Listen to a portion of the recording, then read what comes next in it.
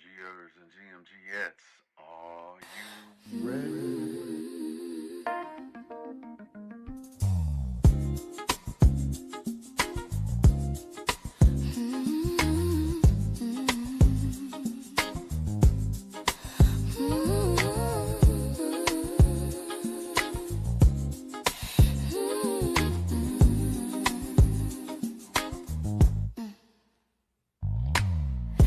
Countdown, 60 seconds to get ready for the Good Morning Gang morning show. It's time to get ready. Get your coffee, tea, trees, or whatever need be. Then put on your seatbelt. We're going on a journey. We'll discuss trending topics, music and breaking news to help get your morning right. Big Phil speaks, giving you his one-of-a-kind point of view. It's a GMG, and we're family. So as we count down to the start of the show, prepare for the unexpectedly. If you know, you know. Tell 1 to 7 of your friends to come in. Share your love for the show. We're about to begin the GMG countdown.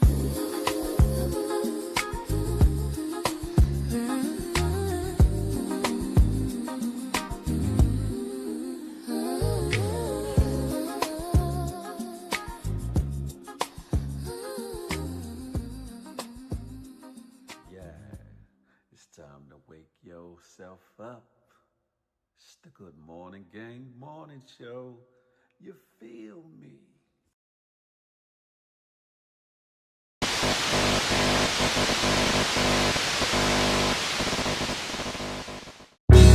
Good morning to you.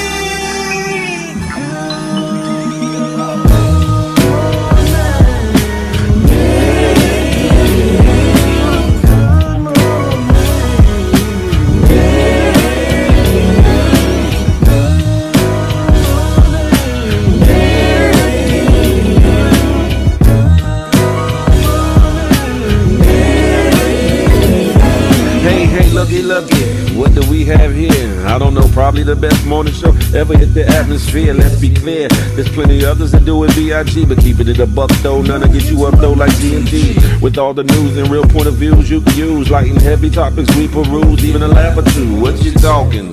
Good morning gang, be the issue, and take your friends and them can and all come on in, tune in. You ain't gonna want them in state, and even the chosen haters that hate us, we end up being their favorite. Cause from 8 to 10, we get it in, believe that. I mean, from where else could you go when you a part of the show? Definitely GMG, cause when you show love, we show love back. First thing in the morning, we get you through, so after the yawning, wash up and wipe your face, get your snacks to come on in, get comfy, but most importantly, in all caps, Say good morning.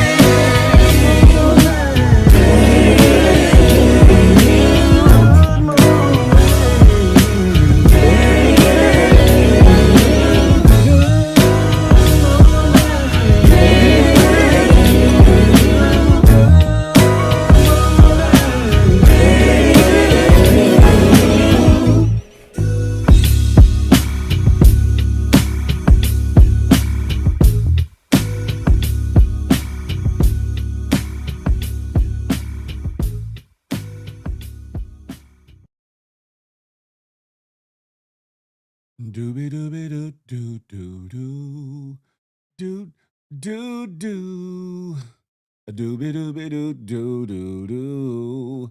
Good morning, gang.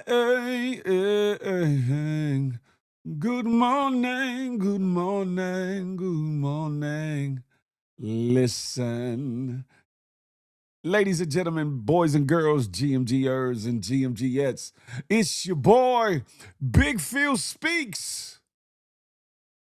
And this is the Good Morning Gang Morning Show, brought to you by myself, and that good GMG, Good Money Gang. Listen, how are you doing? How are you feeling? How are you feeling? It's Monday, June 8th. 2026, ladies and gentlemen, we about to have at it. Before I have at it, Let me get this warning out the way. Listen. Warning, warning, warning. Federal law, Title 17 U.S.C. Section 107 allows citizens to reproduce, distribute, or exhibit portions of copyrighted material under certain circumstances without the authorization of the copyright holder. Fair use allows for the quoting of copyrighted material in the creation of a new work for purposes included but not limited to criticism, comment, news reporting, teaching, scholarship, or research. Fair use preserves the free flow of culture, baby. That part. That pirate. Listen, we are in the building, ladies and gentlemen. It's your boy Big Phil Speaks.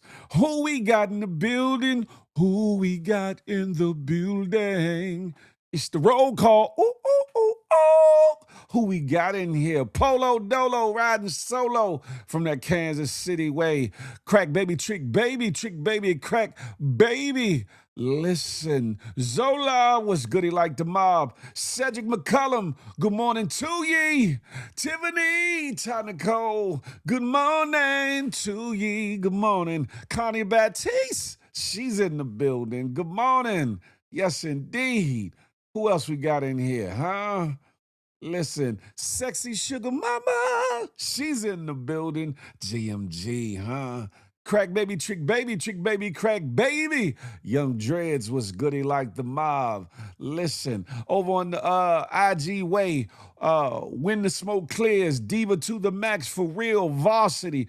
Junito PR was goody like the mob, Rio S80. Listen, for everybody tapping in, tuning in from all the platforms. From here, YouTube, IG, Facebook, Twitch, and X, formerly known as the Twitters. Listen, it's a beautiful day in the neighborhood. You feel me? A beautiful day in the neighborhood. What the hell? Okay, I knew I was going. Let me make sure I didn't miss nobody. I went over to YouTube to make sure I ain't missed nobody. You know, there's a lot going on out here. And we are here today, ladies and gentlemen, episode 313 of them things. I got something to say. Listen, I got something to say. I got things to talk about, and we going to have at it. We are going to have at it. I fixed something within the output, which will hopefully keep me clearer on IG and X and all the places. Cause I'm like, I don't know what the hell else to do. Cause I'm like, okay, I check the computer resources. I check this, I check that in the software. I said, listen, I'm not going out like that, huh? I'm not going out like that. Have me looking fuzzy. I'm already looking furry. I don't need to be fuzzy and furry out this joint. Dev Lee in the place to be. XOXO, yes indeed. Huh? I see you. Listen, we about to have at it like a crackhead with a crack habit. Word to crack baby, trick baby. Huh? Trick baby, crack baby. Listen, I don't know where I want to begin, where I need to begin, where I shall begin, but I will say this. Hold on. Hold on, ladies and gentlemen. I don't know what the figure deal. Spread love is the Brooklyn way, huh? Okay, here we go.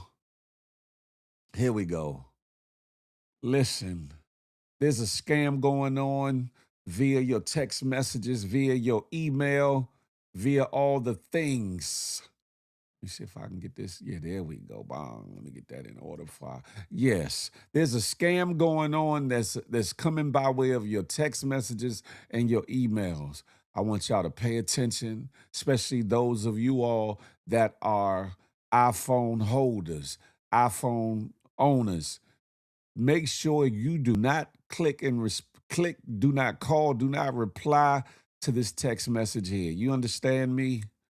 Because it will unlock your phone to a whole lot of bullshittery and give access to your personal information, your personal photos, and your accounts. And we don't want you losing no money, and we don't want you exposed on these internet streets. We don't want none of the things that come behind text messages like this. to affect you in your personal life. Please be careful out here. Please be careful, ladies and gentlemen. Big Phil love you if don't nobody else love you. You hear me? Tina B. Marie, I see you in the place to be. Good morning to ye. Good morning. Yes, y'all be careful though. Don't fall victim to this bullshiggery here, because they are out here, baby, trying to make sure you get got. Cotton Candy. Hey, Kathy, how you doing? Good morning to ye. GMG in the building. Listen, there's a lot of things going on that I'm gonna get around to. There's a lot of things that are taking place around here. I I know this ain't Feel the Love Fridays, but this story came across my table, and I don't know how to present it or whatever the case may be. But some of y'all are frisky out here. Some of y'all are frisky, and some of y'all, y'all get intertwined in the conversations with your boo-boo bun thing, significant or insignificant other, or your spouse. But in this situation, we're gonna talk about the boo-boo bun things, significant and insignificant others. Some of y'all engaged with online banter and online activities via conversation, via FaceTime. Well, let's just say that you all discuss intimacies and things with each other. And, y'all have reached certain plateaus and places to which that friendship, courting, or whatever you want to call it, could and can and maybe has transcended over the boundaries of just being strictly platonic with no extras. You feel like I'm calling you out. How, Dev Lee? What you talking? To which, to which certain flirtations, certain accusations, certain innuendos, certain suggestions may lead to some online, virtual, over the phone, in your face activities that might lead to escalations of a certain nature. And the female, she's she's purposely poking, purposely, you know what I'm saying, throwing things out there. And when you respond, it was like, yes, why don't we have a little session or whatever, right? And then they throw it back at you like, well, nah, because if we do that, then you gonna say afterwards that we go together, real bad. And the person who was telling me all this, when they talk, I was like, what? How, Sway? How? Basically, from what I gather, is the person was implying that by way of said activities, that the fella would be so hooked and enthralled by the situation of adult interactions virtually and visually, that they would be so sprism that all of a sudden they would be fully claiming this person as their own. Like, nah, you mine's now. We done did that thing. And I was like, how, Sway? And I'm trying to keep this as PG-13 as possible, because this is the morning show and it's a lot, right? But when I heard this, I laughed and I kept laughing when thinking about it for a better part of maybe 30 minutes or so. Like, what? Like, Charlie Hustle was good, he liked about. I was like, what? And from what I was told, the two individuals have had a wonderful rapport, have had these type of situations already take place, or whatever the case may be. But the audacity and conceitedness of the woman to say, yeah, if I let you get another peek of things, and we get the, what I'm saying, quote unquote rubbing it out or whatever the case may be on both behalves, that all of a sudden your ass is going to be. On the one hand, it sounds like she's saying that, the interaction is just that great that you, as the fella, are just going to be so sprung that you just going to go above and beyond. But then on the other side, it would sound like they saying that, oh, nah, you gonna be obsessed. You gonna take it too far, and we just chilling. In the words of Big Phil Speaks, we just chilling. And I'm just, when I was told this, I kept laughing at it. And they was like, why you laughing? What's funny? I was just like, listen. And I know y'all are probably puzzled, like, what the hell? Like I said, I'm trying to keep it PG-13. There's a lot I could say, a lot more that I could say. But for the privacy of the individual and the individuals involved, I can't. But I'm just like, ladies, do y'all feel that way? Some of y'all are very grown and y'all, get with your boo-boo bun thing, significant or insignificant other. And y'all, y'all get a little, a little razzled, a little dazzled, get a little in the mood, and y'all might not be around each other in the moment, and y'all might want to play, or whatever the case may be. And then, fellas, you ever heard have you heard something like that before? Ladies, have you said something like that before? I'm just saying, definitely said, but sometimes it's like that. She's confident that if she put it down, she think he'll be hooked. In real life, he might think it's mid. But though, definitely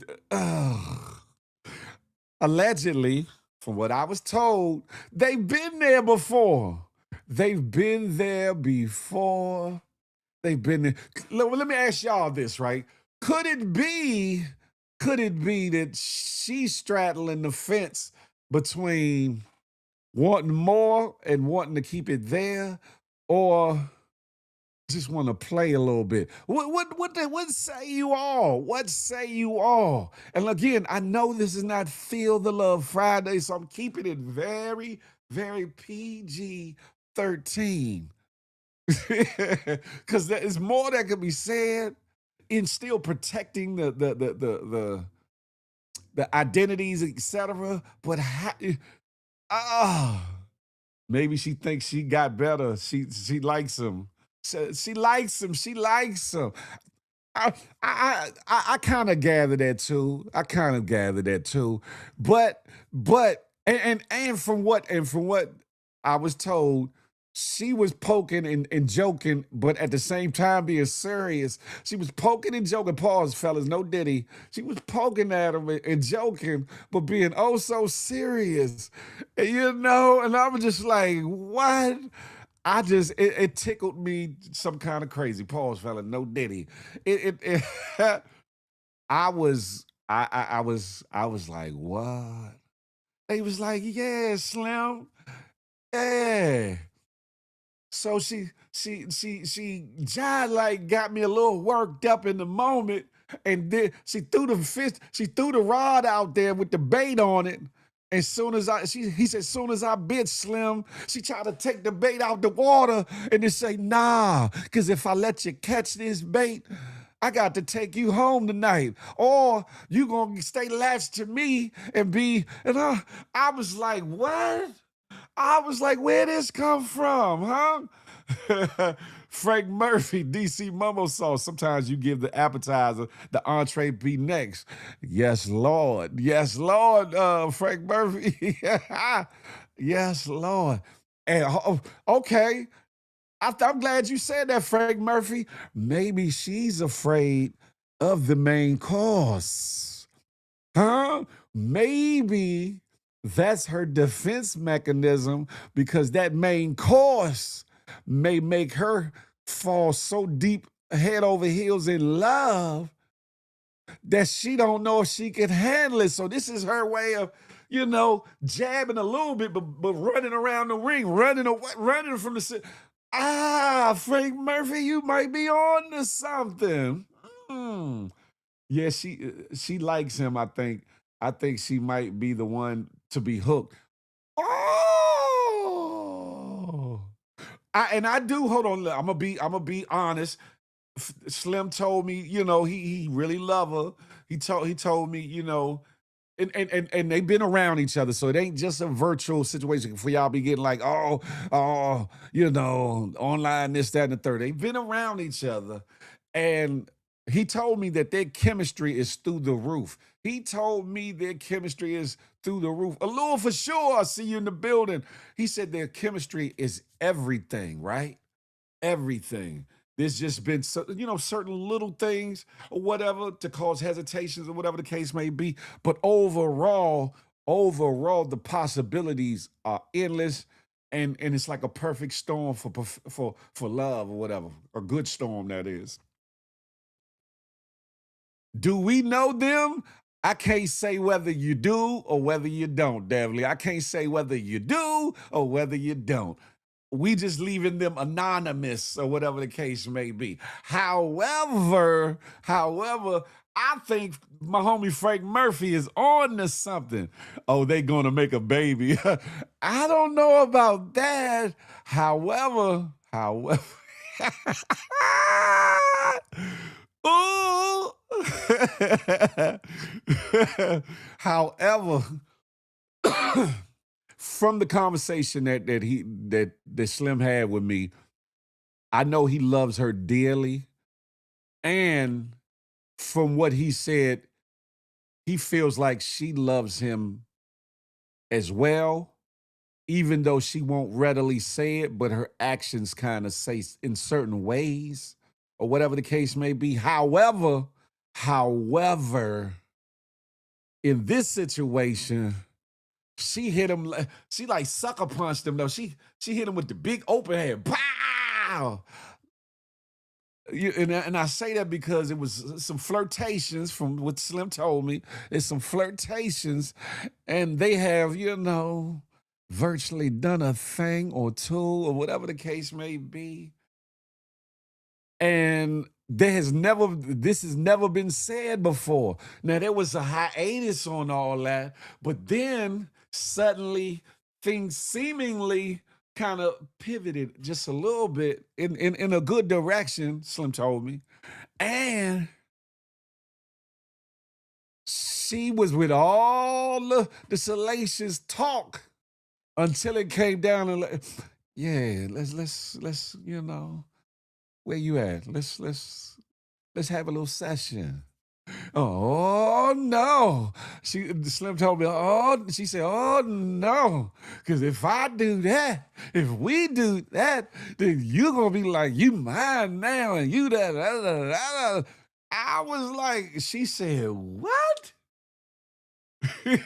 When the chemistry is on point, it makes the SEX better, in my opinion. That's a fact. That's a fact.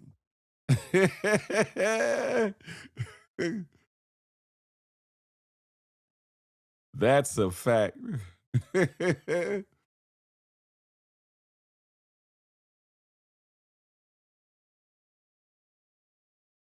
Hold on, y'all.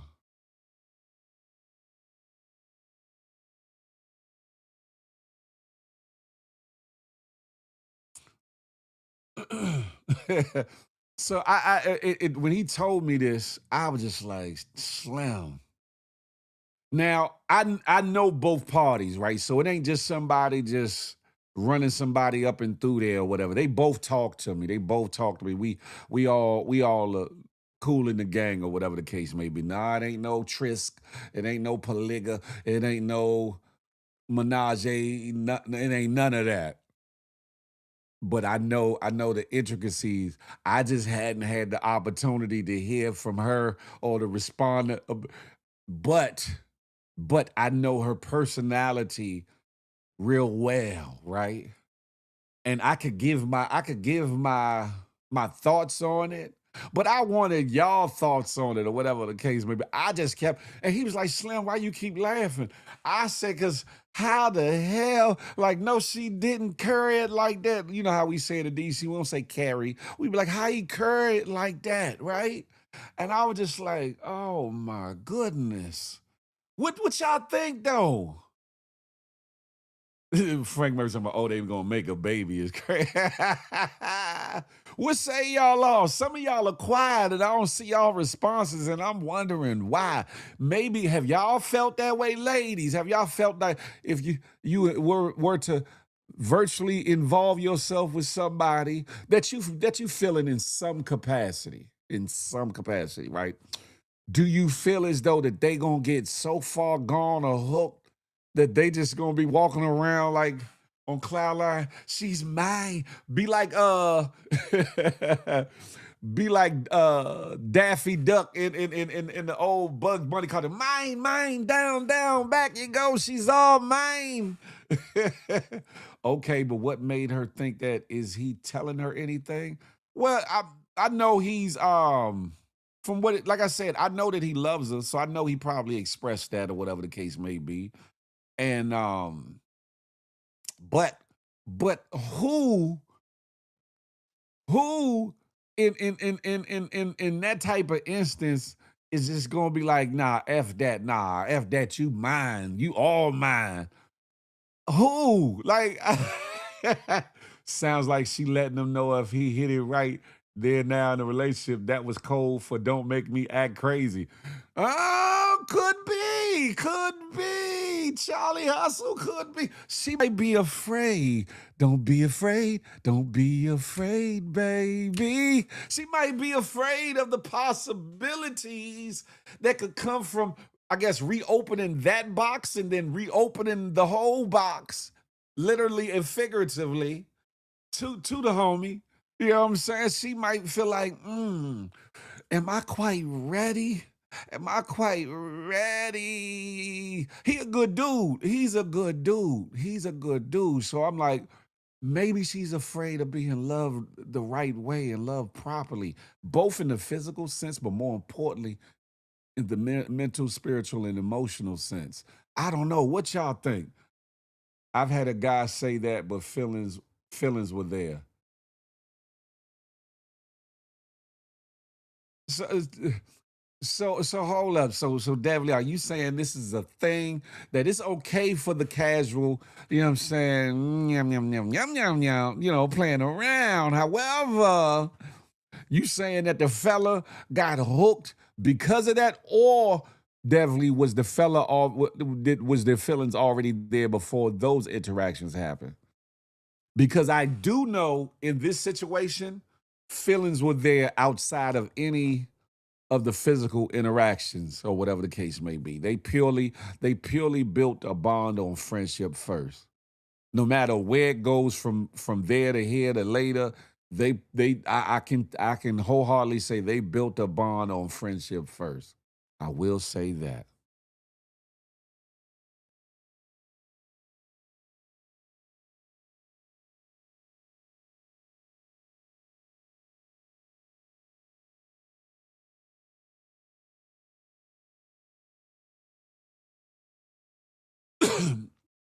I was the guy in this situation. He said that, and I was like, nah, and feelings were there first. You was the guy in the situation, and the fella told, hold up. So the guy said, listen, if we get into something physically or virtually, Devly, physically or virtually, are you saying that the guy said, girl, if we do this even virtually, girl, you gonna be claiming me? Or you talk about the actual physical in the flesh, full fledged, like I said, this ain't Feel the Love, so I'm gonna veer from this in a minute, ladies and gentlemen. So, but please bear with me. But I physically okay, because I said, do you mind? I asked, I said, do you mind me mentioning this? I said, I ain't putting no names in there. I'm not putting it out there so nobody could gather, garner, or puzzle or put together the pieces to find out who it is that I'm talking about. However, I was just I was perplexed, puzzled, and appalled in certain ways. I was like, what? No, she didn't. No, she didn't. I was like, nah, baby, nah, baby, nah, baby. No, no, no, no, no. But listen, I just needed to know because I just thought that was way too funny, way too funny. And the assuredness of the young lady and what she said to him. And don't get it twisted. He a debonair dude and she's a smoker. I'm gonna be 100. He's a debonair dude and she's a smoker. You hear me? If they were to get together and become one, they would be a real life version of a power couple. I said I'm prophesying it. If they were to get together, they would be they would be the personification of a real life power couple. Again, he's real debonair. You know what I'm saying? Ladies be on him, but he don't be on them. He really be for her. And she's a smoker. She got it all on the ball. Physically, mentally, all that. Did he say did he say we know them? What you mean did he say we know them? You try to ask the same question 2 different days, Attorney Lee, Attorney Dev Lee. At the end of the day, I said I can't say whether you do or don't. That's what I said. Look, you're not gonna get me to divulge who it is. They should try to take the relationship further. If they have a great friendship and they're into each other physically, that's a W. That's a fact. Yeah, definitely. I'm hip. I'm hip. Look, you won't get me. You won't get me. Charlie Hustle, she tried it, did she? She tried it. She tried it. She don't know. She don't know. I could have been a great defense attorney myself. You feel me? Or a prosecutor for that matter. I'm sharper than the average. I'm sharper than the average. Zolan said, wishing them both the best. That part. I've talked to Slim in manner of ways and just take it one day at a time, man. And what God has for him and her in that situation, let that reign. Let that be in the midst. I got high hopes for them. I got high hopes for them. But who knows what tomorrow may bring? That part.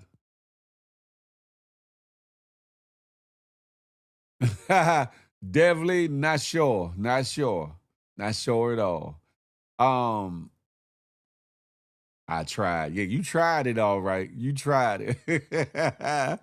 Sharper than the average he is. Sharper than the average, I tell you. Anyway, I'ma move on. But I just had to throw that out there because I just needed some ladies to say, is this really a thing that if because some of y'all are quiet and acting prudish, like you have never, and if you never have, cool, right? To each his own.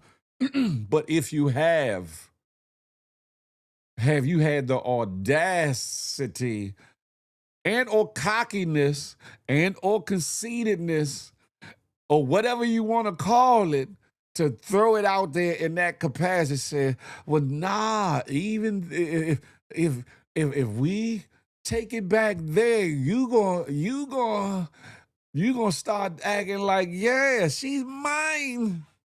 Yeah, it's a thing. It's toxic though.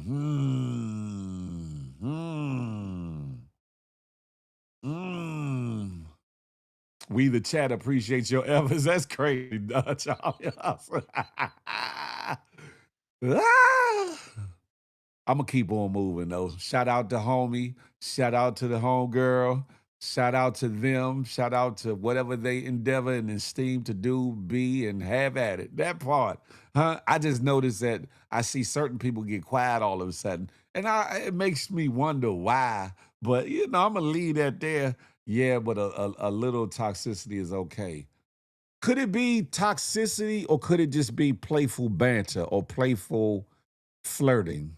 Could it, because toxicity a little bit different. Could it just be a little, how you talk, how fellas and ladies talk sometimes, girl, if I give you this, If I give you this good, good girl, you ain't gonna know how to handle it.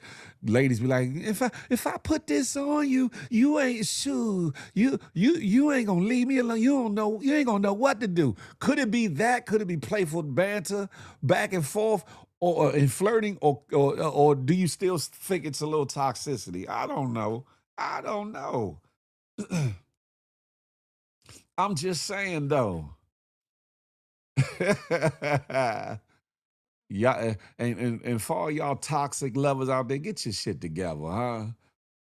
Love ain't meant to be toxic, huh? It can be trying. It can be trying, but not toxic though, huh? And if by chance homie is watching, hopefully he gets a kick out of it because he said he was gonna watch. A homegirl, I do know. Well, I don't know, but hopefully she'll see this or he'll show it to her, and she'll get a kick out of this. Who knows? That's letting the person know it's not going to be once you get it, you're going to go on your merry way. You're in it for the long haul. Huh? Can you rewrite that or restate that, sexy sugar mama, please? Once she said it, then backpedal, they became beyond playful banter.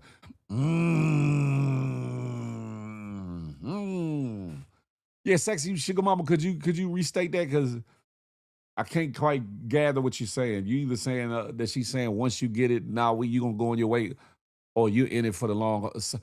I don't. I can't quite get it. I'm just saying.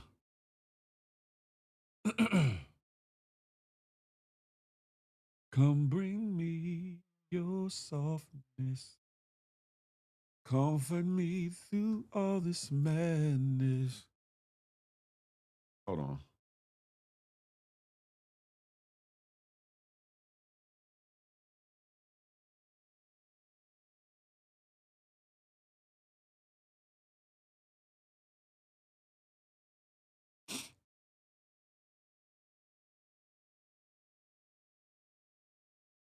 I'm gonna move on with the move on because I don't want y'all to think that I'm making this a feel the love episode, which comes on which films 8 to 10 p.m. Eastern Standard Time on Friday evenings. Make sure you're there or be square. That part right there, huh? Where do I want to go? Where do I want? Since I'm in the realm of love, liking, affection, and all these things, I saw this video. I saw it maybe some months ago, and it's starting to resurface. She's saying he's not going to leave her once he gets the good. He's going to stay. Mm. Okay, sexy sugar mama.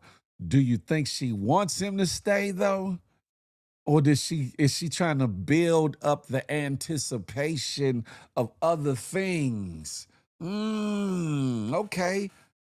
She's saying ain't gonna be no hit it and quit it. Go get your clothes and put them in the drawer over here. Is that what you gathered out of that, Charlie? Is that what y'all gathered out of that? Damn it. Is that what you go get your clothes and put them in there? I got 2 drawers for you over there. Put your clothes. Lord, wait. If he not watching, wait till I talk to Slim. Wait till I put this in his ear. Damn it, Jim, huh? But yeah, I saw this video maybe a year or some months ago, but it's resurfacing and re-going viral for whatever reason, right? But I call it spreading love the DC way or whatever the case may be.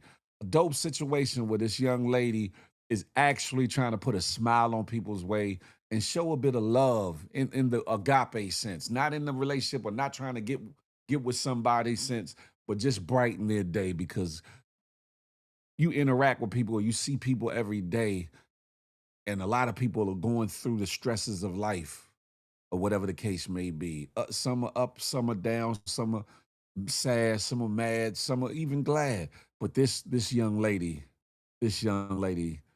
I don't know what possessed her to do it. However, I think it's dope. Y'all watch this, huh?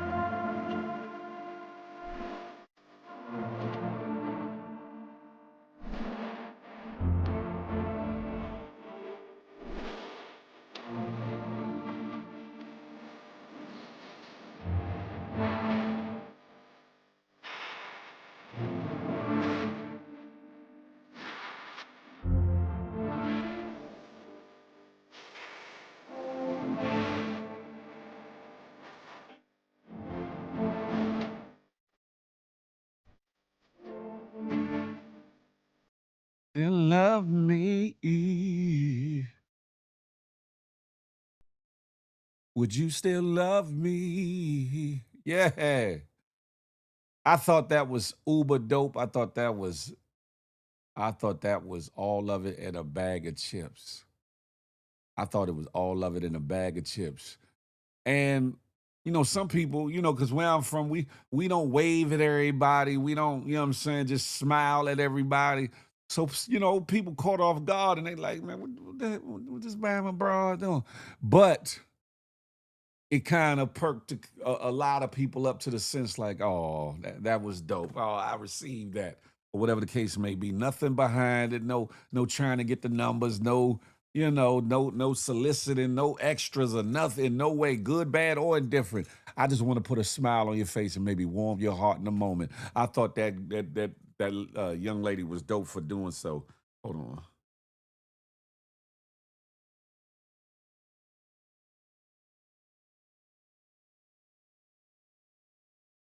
Sorry about that. Still love me. That's beautiful because you never know what that gesture did for the person. That part, Zolan, that's that part. That's why I always at the end of my show say smile. You never know what it might do for somebody, including yourself. That video exuded that in a greater way. That video exuded that in a greater way. Keisha Hall can have herself a ball if her assets are in order. Good morning to ye. Good morning, GMG. Listen, where do I want to go from her? Where do I want to go from here? Listen, most of us have been outside. We've been to parties. We've been to events. We all could use a little pick me up. That's a fact of mundo. You hear me? We've been outside a time or two in our day, whether currently or in days past, and we've listened to the DJ no matter how good or how bad they were. And there's times where we were like, man, I wish he would play my jam. I wish he would play my jam. Well, this video allegedly, I ain't gonna say allegedly, but the woman was standing in front of the DJ stand like, I'm not impressed. Play what I want you to play or whatever, or trying to give her impromptu. Can you play this? Can you play this? And the way this DJ handled it, respectfully, I think was dope. Shout out to all the DJs out there. Shout out to all the DJs out there because I know it's a thing where somebody's always coming up, man, can you play this? Can you play that? And a lot of times DJs have a playlist either mapped out or a general sense of which direction they want to go in, and some leave room for the request, and some don't. They rock off what the set list that they have to play or playlist that they want to go through and blends and all that, cut scratches and intermissions and all those things. But I think the way this DJ handled it was hella dope. Y'all check this out, why don't you? Huh? You told him that the music needs to change. So, I would like to know, what is it that you would like me to play for you to put a smile on your face so you can stop standing in front of the DJ booth looking like you are in the worst place in the world right now? Can you let me know what do you want to hear? Let me know. Because if I'm not doing what I'm supposed to do and you want to hear something, I know. I don't fucking take requests, but I might fuck around and change the music tonight just so I can stop seeing this frown in front of the DJ booth. We don't do that at Old School for Life. We don't come in with negative energy and bad attitudes and all that other shit that you do at the other party. This is a room full of love and appreciation, good vibes, and good energy. So I'm asking again, and I mean this with all due respect. Yeah, give it a. You might have to take that whole shit to the head. What is it you would like to hear? What is it you'd like to hear?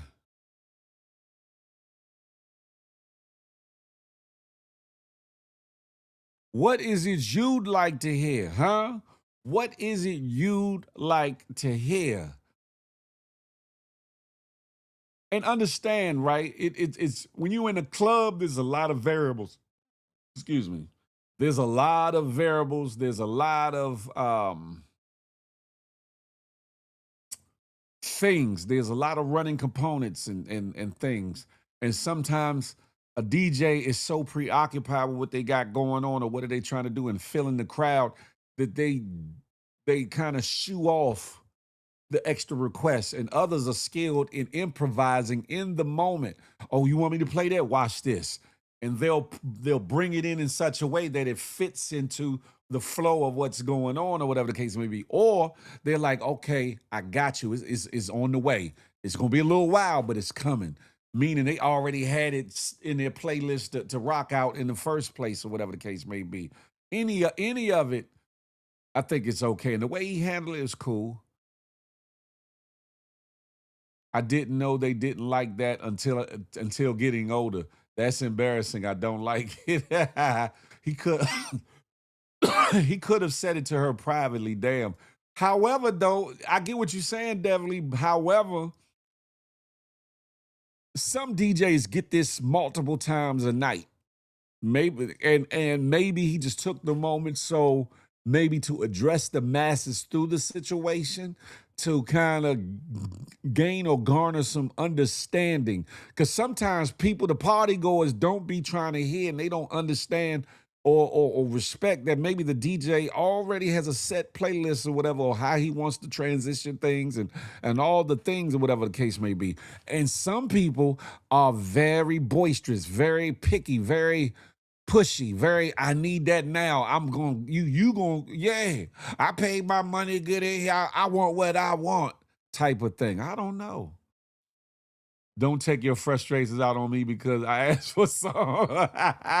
but if you but if you sitting there standing in front of the DJ booth like, because the brother won't play the song.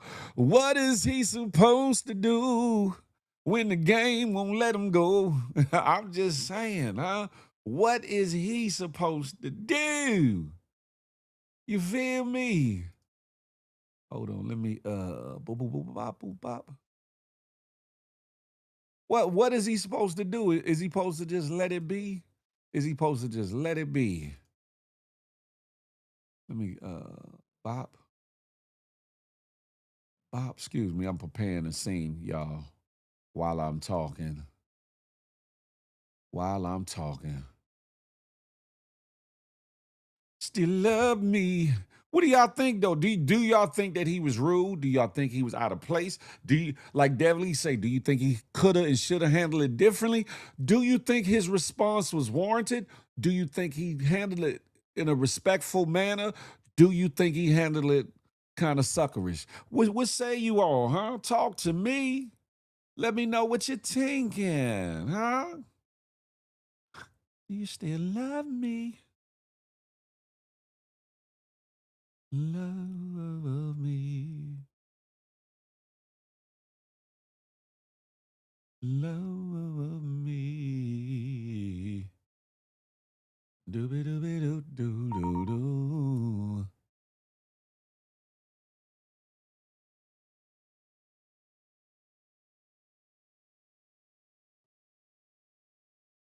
It all depends on how she approached him too. That's a fact. Because from what he was saying, she's standing there right there in front of the DJ booth. And it's not, some DJ booths be up high. Some DJ booths be secluded or away from crowds or whatever the case may be. But the way it was set up, she's right there in front of him the whole time. That could be a put off for him, that she's sitting there mean mugging or upset or carrying an attitude at the fact that he not going with her. What you call? Then again, he could have had enough. Maybe that wasn't her first time doing this. That's a good point too. That's an awesome point too. You right. Could have been either or. Could have been either or. I'm just saying. I'm just saying. Give me un momento, por favor, ladies and gentlemen. Still love me. Love me. I want to be with you. Yeah. I want to be with you. Yay. Love me. I'm gonna have to edit that out. I already know they're gonna try to strike that one. I'm gonna have to edit that out the situation, ladies and gentlemen. Lord have mercy. Okay, almost. There we go. There we go. Speaking of which, though, let me see. A good DJ would do what you said. They'll say, okay, I got you. Hold up, Devly. Ain't no good DJ just gonna do what you said just because you said something. You might have came with some off the wall ish. He in a hip hop night and you want him to play some Bon Jovi. You know what I'm saying? He might be in the midst of a slow jam session and you want him to play Bone Crusher or something. You know? Nah, you can't say that, Devly. Ain't no DJ just gonna be like, "Oh, okay, I got you." Well, I can say that. Some will, some won't. I would have been in back yelling, cut the music back on. Don't nobody want to hear your speech. I be tripping sometimes though. Know what you said. Know what you said, Phil. Oh, okay. I get what you're saying now. I get what you're saying. You said they'll be like, okay, I got you. It's come because some do handle it that way. Some do handle it that way. But that don't necessarily make somebody less of a good DJ if they don't. Some people just stick to what they stick to, and some are very improvisational after their set is done. Some people come, but that's the thing. Sometimes people come with a set that'll last the whole time they're there, and they got how can I say, they got it in mind when intermission should come. They got it in mind that there might be some important announcements that might need to break through their set and all that. And they kind of think about those things as they, do their set or whatever the case may be. Speaking of music and playing songs and the things or whatever the case may be, y'all missed it. Those that missed it, missed it. I brung back Real Talk and Good Jams a couple nights ago on the good TikTok streets. Make sure y'all tap in and tune in for Real Talk and Good Jams. We had a wonderful time, and I was on there, I think, for damn near 6 hours or something. Way longer than I wanted to be, but we had a dope time. If you ain't on TikTok, or if you are on TikTok, follow me at Big Phil Speaks. I'm Big Phil Speaks on all platforms, by the way. Follow me any and everywhere. But in this situation, Junito, top of the top, come on over to the YouTube, brother. Y'all make sure y'all tune in and tap in, huh? Because I'm going to be doing something over there, if not every day, every other day. You feel me? And then also shout out to Jazz. Jazz held a live, beautiful Jazz that is, held a live over there yesterday, which was a lot of dope conversation and dope topics or whatever the case may be. Y'all make sure y'all stop by TikTok or whatever. The reason why I'm doing TikTok and eventually I want to incorporate X and Twitch as well, because they don't trip on music as these other platforms or whatever the case may be. But definitely tap in, tune in with your boy on TikTok for Real Talk and Good Jams. Huh? It's your boy, Big Phil Speaks. And we gonna have at it. It's 2026. I told you I'm coming for everything, every good thing that got my name on it. You feel me? You feel me? Moving forward and moving on. What the hell? Where is it at? Oh, there it is. This next little quick segment gets the This Bama Here award. If I could say so myself. If I could say so myself. This one here features your president, Mr. Frumpy Frump himself, and the alleged but repetitive sightings, audio, and visual of public intoxication and fumigation and irrigation out the asinine situation. Y'all don't know what I'm talking about? Have at it. This Bama here. Ooh, you nasty bastard. This Bama here. Again, working through all the permitting to drive towards that so that we can be selling clean, reliable energy to our allies in the Pacific who want to do more trade with us. And lastly, again, thank you for creating the National Energy. Y'all see the people in the back faces? I'm going to play that video one more again for those that wasn't paying attention to old nasty, let them rip Frumpy Frump. Allegedly. again, working through all the permitting to drive towards that so that we can be selling clean, reliable energy to our allies in the Pacific who want to do more trade with us. And lastly, again, thank you for creating the National Energy. Now, allegedly, I got another video. Let me see if I can pull that up real quick. I got another video where it's longer, exacerbated pause. It's a lot of bullshiggery, a lot of bullshiggery, but I'm just like, listen. It's being alleged that not only does he suffer from bad cases of gas out the ass, that he from time to time shits and shots on himself. Allegedly. Allegedly. I don't want no Secret Service. I don't want no federales. I don't want no investigations. I'm only reporting what's out there. You feel me? So leave me alone. You hear me? Leave me alone. Where's this footage at? Because I know I got it. I know I got it. But it's being reported that this Bama here is flagrant with a lot of his oops, there it is moments. You hear me? Hold on, let me send this on over to the computer love. Spank, what's good, Earl? I see you. We got to get in that stew or something. You got to send me some beats or something so I can have at it. Pause. Okay, there you go. Let me load this other one up. But yeah, y'all stink ass allegedly. Y'all stink ass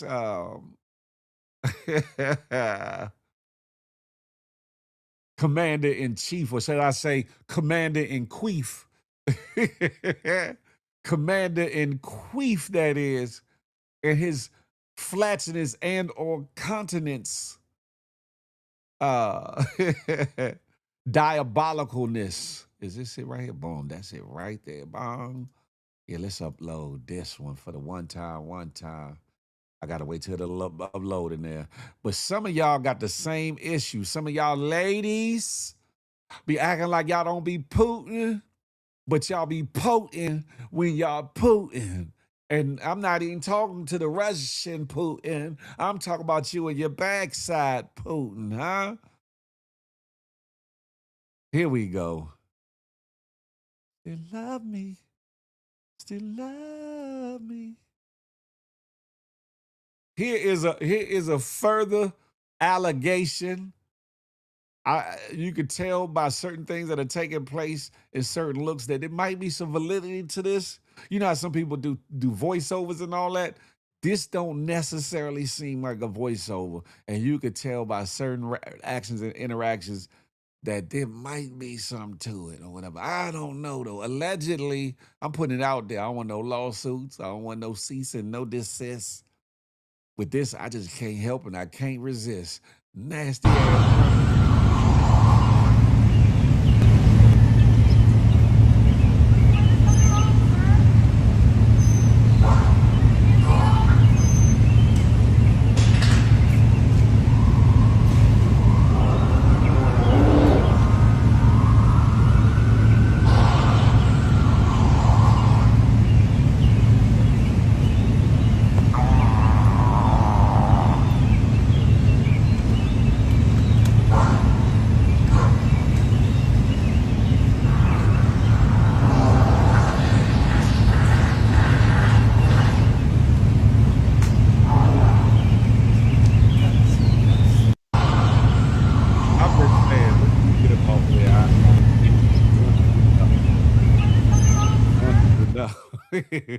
This is episode 313. I got something to say.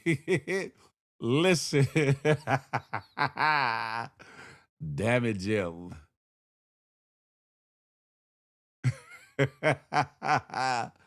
I'm just saying, all these are allegations, allegedly. You know what I'm saying?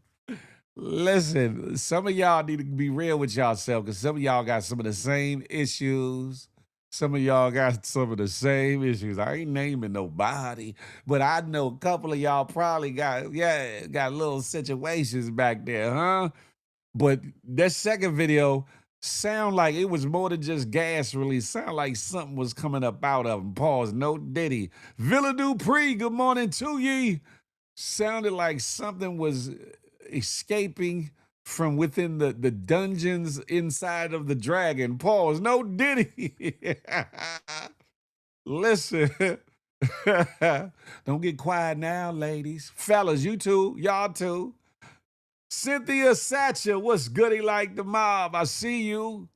Welcome aboard. I think that's the first time I've seen your ass. She put this shitty ass knuckle emojis in the comments. I'm just saying. Who ripped pants? All that he was doing was ripping through the pants. Now, allegedly, it's like a big thing. Allegedly, not only does he fall asleep at times, because they talked about Biden falling asleep. Allegedly, he be falling asleep. Allegedly, he just cut loose. He just rips when he feel like it, and he just talks through it, or whatever the case may be, or let other people talk through it and just act like it ain't happening. And it don't be the quiet ones. It be obnoxious ones like y'all have heard, allegedly. about our commander-in-chief, that is, Frumpy Frump, cutting loose with the gas and sharding or whatever the case may be. Listen, I'm just saying, listen, we all we got, right? We all we got. And if that's our commander-in-chief, we in trouble. Just imagine him in the middle of negotiations, you know what I'm saying, to end the war or create equality for us all, and come to the table, and no more racism, no more bullshiggery, and he just get the cutting loose like that nasty bastard. Listen, huh? Keisha Hall definitely is crazy, but I know a couple of y'all are just like that. How do they hold their composure? I would be laughing so hard, even from the audience. Everyone just stays quiet. In that first video, the guy second from the left that was above him, you can see his demeanor change while the other fella was talking, and while allegedly Frump was cutting loose. There's another video, I can't find it, where people really couldn't hold their composure. They tried their damnedest and they couldn't, or whatever the case may be, but I couldn't find it. Man, that's crazy if it's real. Fact of Mundo. I'm just saying, I'm just here to report the news. I'm just here to report the current events. I'm just here to report trending things and a little entertainment too. And I think that's all of the above, all rolled up in one, huh? Breaking news. Your commander-in-chief, Frumpy Frump, is loose in the caboose, ladies and gentlemen. Loose in the caboose. No Diddy, but real shitty. Listen, let me change the subject before. Look, I see my face getting a little blurry all of a sudden over there. My face had been good over at IG all this time. Let me see what it's looking like on YouTube, man. Maybe I done said too much. Let me fast forward because it's behind. It's cool. It's cool. But maybe I done said too much. We need to stop picking people's out of nursing homes for our politicians. Allegedly, ladies and gentlemen. I'm going to keep pushing. I'm going to keep moving on. But yeah, some of y'all that be in my comments, some of y'all that be here, some of y'all part of GMG need to get y'all flatulent foul asses together too, huh? Some of y'all need to go take some prune juice, some liquid chlorophyll, some oregano oil or oil of oregano. Some of y'all need to take some soursop. Some of y'all need to eat nothing but juices and berries for a week straight to get y'all insides together, because y'all needs a cleansing. You hear me? Some of y'all is foul in y'all back area. And I ain't talking about the look or the aesthetics of it. I'm talking about the noise and the flatulation. I'm talking about the stench that comes from within the dungeon of your backyard. No Diddy. Listen, reporting the Queef News. Who need to? That's right. I am your reporter from Queef NN News. Queef NN News. You know what I mean? Queef SPN. I'm gonna keep moving on. But for a lot of y'all that know and don't know, the Carmelo Anthony case out of Texas, out of Frisco, Texas, which is part of the Dallas Fort Worth conglomerate area, whatever the case may be. That case is going on, and it's probably starting as we speak now, because it's 9/11 here, it's 8/11 there. There's a lot of roving reporters, both professional and unprofessional, on the scene. Shout out to Queen 88. Y'all be on the lookout for Queen 88. I think she's going to be a uber popular content creator / meteorologist / journalist real soon. There's a pocket of people that know her very well in the Dallas-Fort Worth area, but I think, especially with this case, because she's been going viral on both sides of the table from certain clips of her getting at some of the bigoted and or people for the Metcalf side of things or whatever, and the way in which she has reported the news from the location or whatever. Shout out to her. Shout out to Just Say No to Sco. Shout out to Ratchet TV. Shout out to the North Carolina beat who got put out of the courtroom or whatever the case may be. Who has a good platform on IG or whatever the case may be. Who else am I missing? Nick at Night is down there. Y'all might recall Nick at Night from the Diddy trial. She was outside there, and she does a lot of reporting. I'm trying to think of another one named Sin. I can't remember her whole tag name. Please forgive me or whatever the case may be. Is A10 in Tennessee? Yes, indeed. Who else? Am I missing somebody else, y'all? It's a plethora of people down there, whatever the case may be. But in this situation, there's a lot of back and forth banter as to what's right, what's wrong in this situation. Was Carmelo Anthony an unaliver by way of the other word? The other word. Is he guilty of being an unaliver, or is he innocent? Is he innocent because he was protecting himself or whatever the case may be? Some say, should he have had a knife on him from the giddy up? Some said, listen, we don't know from whence he came and why he has the knife or whatever the case may be. There's been a lot of misconception as to what kind of knife he had. First, they said he had a 5-inch long stationary knife. Then they, try to say that the blade was 5 inches, when they're saying the testimony has come out that it was a pocket knife. So that it wasn't a super big knife or whatever the case may be, but we don't know. I know Connie Baptiste. We just have to deal with it, darling. We just have to deal with it. I'll do this though. Boom. Where is it at? Bop, bop, bop, bop. There you go. Maybe if I make me smaller, maybe that'll help out with the help out. Well, hold on. Where are you at? There you go. That's what I was looking for. Maybe this will make it a little bit better. Who knows? But there's been a lot going on. There's been a lot going on, ladies and gentlemen, with this case and with this situation. I got a couple videos that I do want to show. One being from an attorney and his take on the case as is, or whatever the case may be. The defense, the prosecution rested on Saturday. I believe the defense started calling people on Saturday, and now being Monday or whatever the case may be, they're trooping through this case real fast.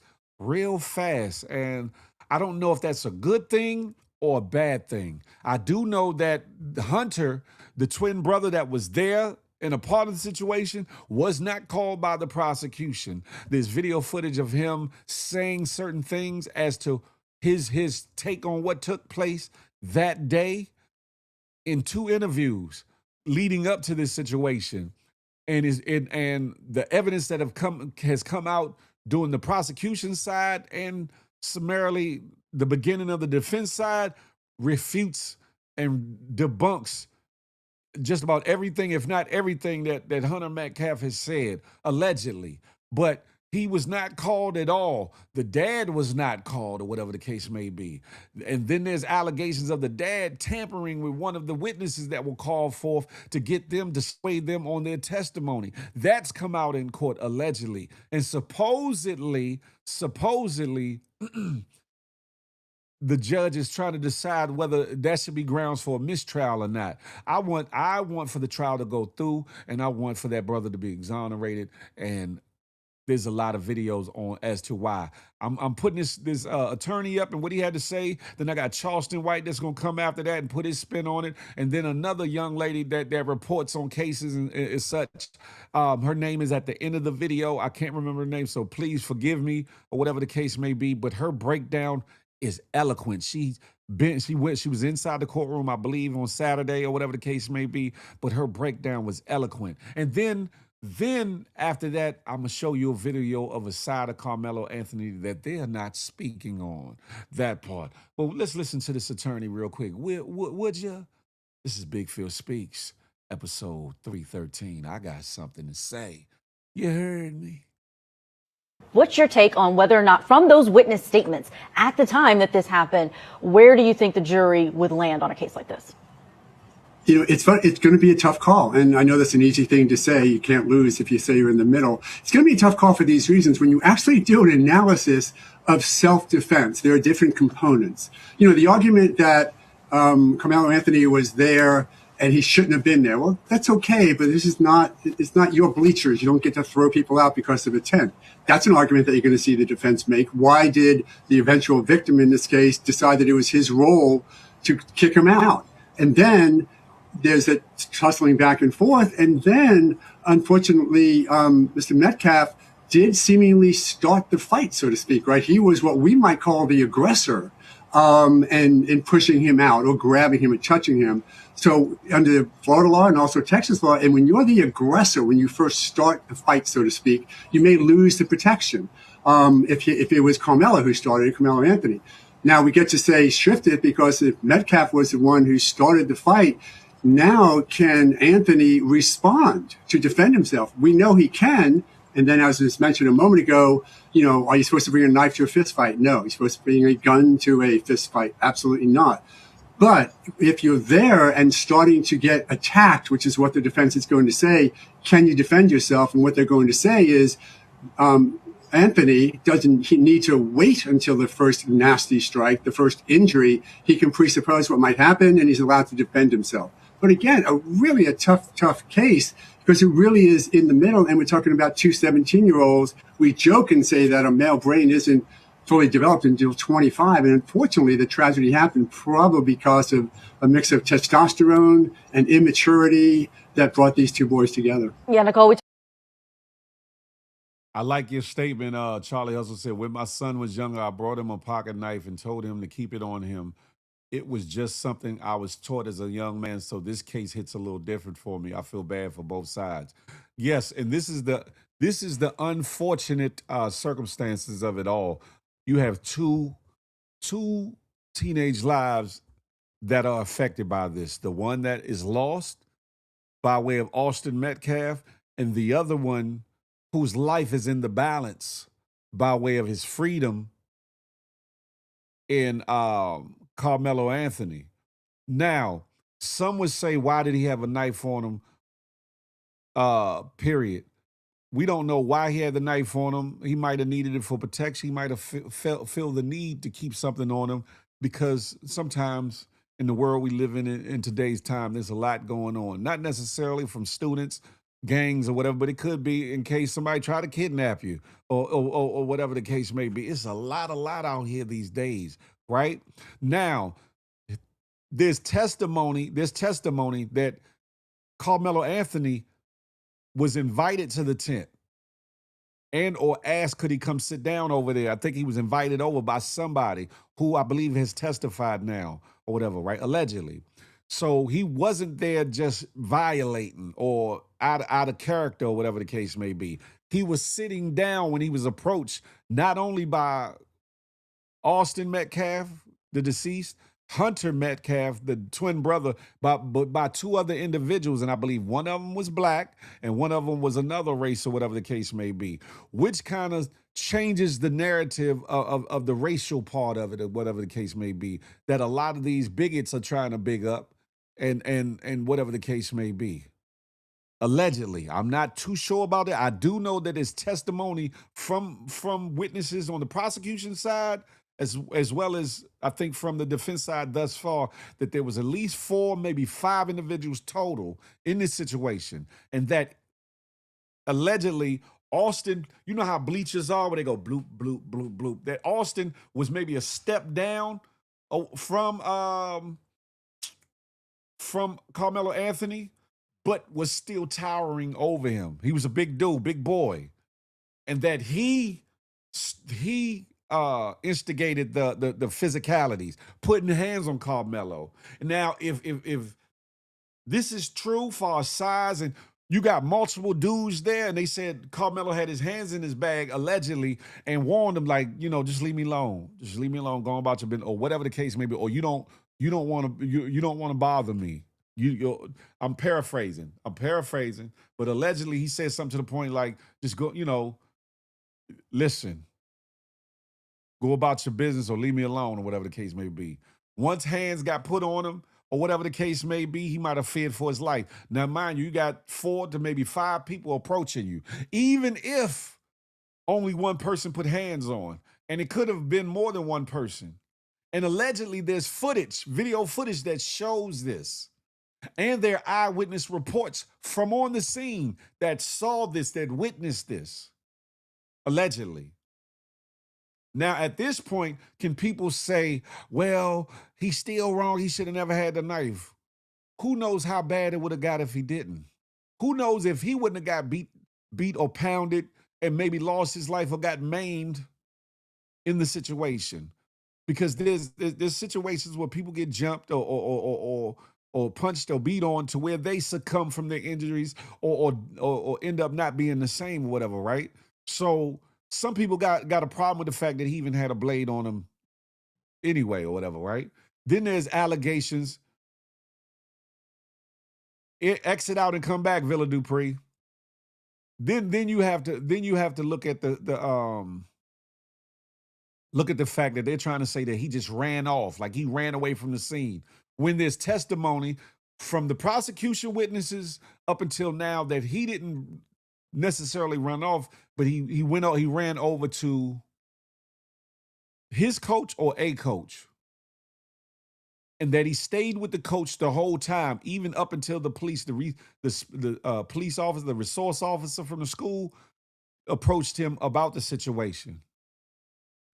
That allegedly the fellas chased after him for a second, out of those 5 fellas, and allegedly Austin says, oh, I've been stabbed or something, allegedly, and he falls, or whatever the case may be. His brother turns around and goes back to him, or whatever the case may be. There's been reports of Hunter saying that he held his brother and all this, that, and the third. Then there's other reports saying he didn't even touch or try to assist Austin, or whatever the case may be. And either way is cool, because you never know how you're going to act or respond in the moment. And in Hunter's defense, if he did not try to assist his brother, he could have been in shock.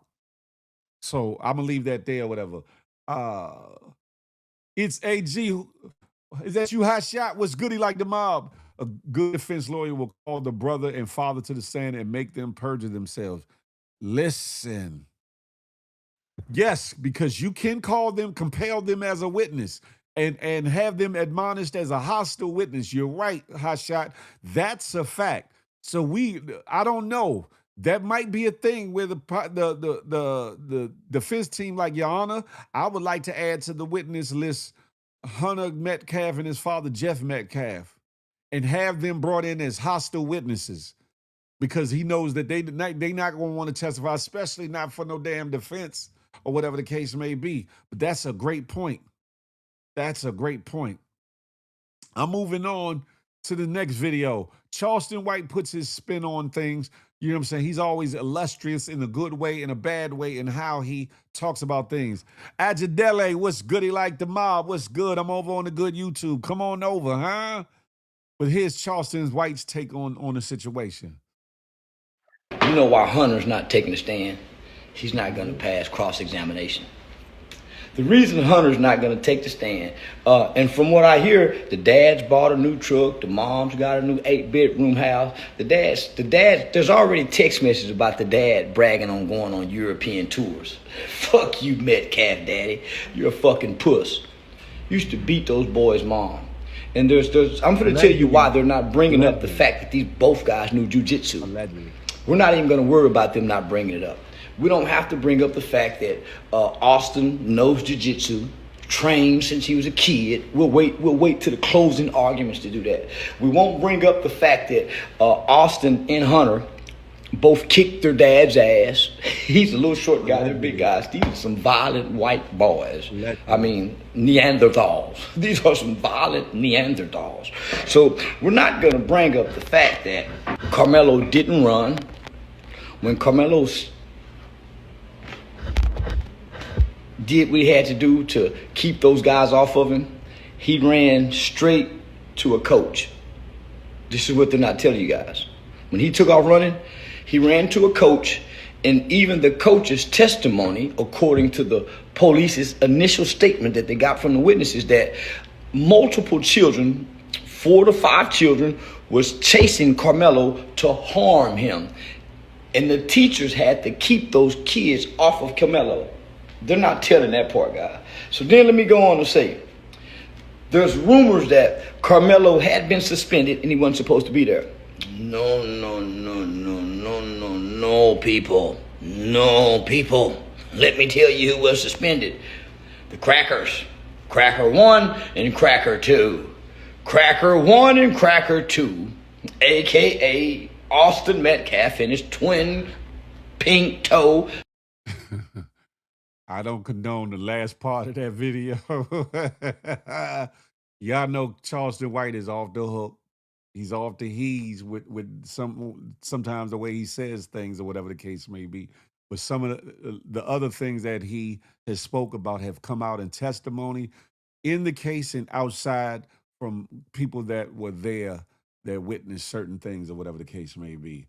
Now, you might want to take Charleston White with a grain of salt because sometimes he's here, sometimes he's there. Shout out to that.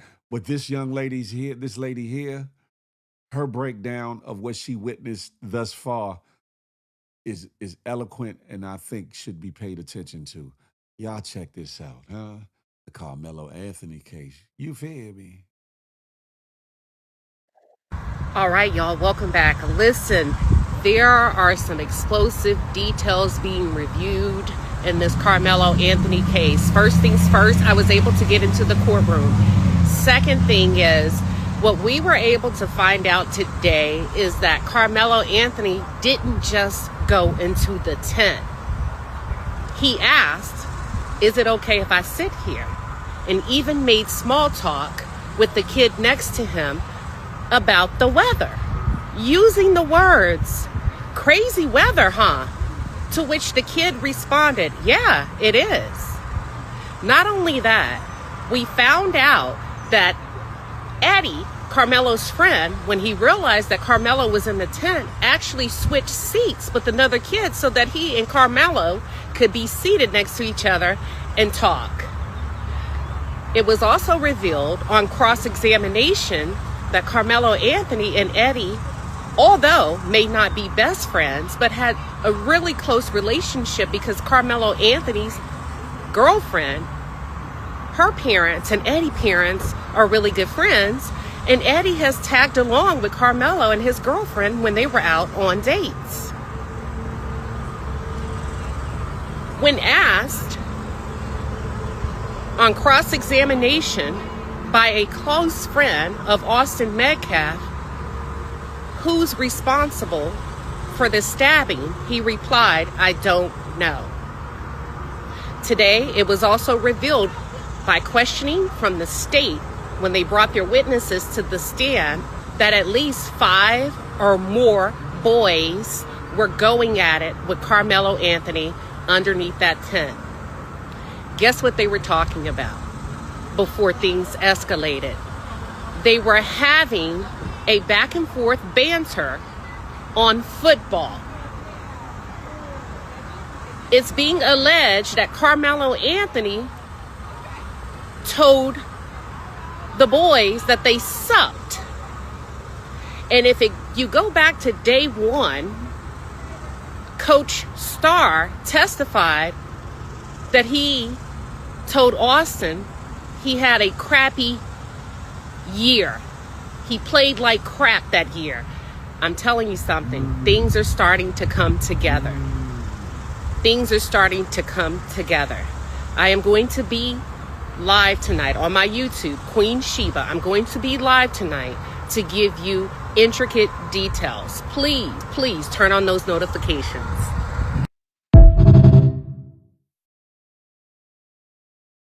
Shout out to Queen Sheba. I couldn't remember her name to save my life or whatever the case may be. Shout out to Queen Sheba. The various takes and people with boots on the ground down there in reporting on this case has been very illustrious, to say the least. And then also the footage of the little mini protests that are going on from both sides has been something to lay eyes on and listen to. I'm just saying, you got to tap in and really see there's a lot going on. Again, especially with the young lady, Queen 88. Her YouTube is Queen 88 Estates, or whatever the case may be, off the hook, off the chain. And she reminds me of a combination, I say of a jazz mixed with Nicole, mixed with, I don't know. She's different. But she, to me, is a star in the making or whatever. So y'all pay attention to that. Shout out to Ratchet TV, Just Say No to Sko, Nick at Night, the North Carolina Beat, the lady Sin, I can't remember her name to save my life. I apologize about that. And the various other media outlets that I'm forgetting that I've personally seen there on the scene or whatever the case may be, trying to bring to you, in most cases, unbiased reporting, and in some cases, very biased reporting or whatever the case may be. But yes, that case right there is different. And some of them same entities that I just spoke on will be at the bigger case that they're saying will probably be even bigger than the Diddy case. In the Mo 3 case, the unaliving of Mo 3 case comes up. Tonico say, love me some Queen 88 Estates. That part. I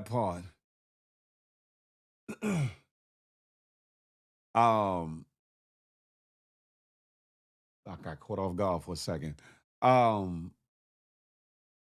The Mo 3 case, the rapper Mo 3, I'm scared to come outside. That song right there, whose video of his unaliving has gone viral because it showed him on the highway down there in the Dallas area, whatever the case may be, where they got out the car. He got out the car. He tried to get away, but they unalived him on the highway or whatever the case may be. His case, which ties to the other rapper, famous rapper Yellow Beezy, comes up in August. His portion of it, the Mo 3 case or whatever the case. They say is a whole lot of federal-ish going on surrounding that case, both on the level of the feds being involved and snatching people up, and also people acting and talking federally or whatever the case may be. It's a lot. Y'all stay tapped in. From my perspective, I'm an outsider on the situation, but I'm going to give my 1s and 2s and my 7 cents on it all, especially as the time starts rolling closer to the event and during the case or whatever. But back to this situation, the Carmelo Anthony situation. This video was placed up and shared, which shows a side of Carmelo Anthony that nobody's really talking about. Because everybody's trying to, I ain't gonna say everybody, but there's a certain narrative out there that they're trying to paint a picture about this young man, from down to allegedly his initial arrest picture being doctored to hide scratches and or bruises on his face from the altercation between him and Austin, down to he has to flow state? What is flow state? What's flow state? But um down to people trying to demonize him in the fact that he had a knife, demonize him and call him the M word, the other word for unalive or whatever the case may be. Those that are trying to act like he acted in a heinous capacity, or that he instigated or started the whole thing, or that he, really was some really effed up individual or effed up kid or whatever the case may be. Y'all watch this video, huh? That's the cruiser going on? Yeah, there's a cruiser going on. That's freedom of the sea. I got him, Kayla. I got him. I got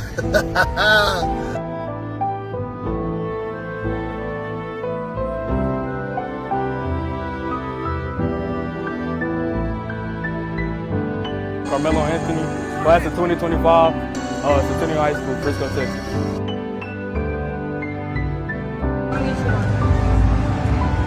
Yeah.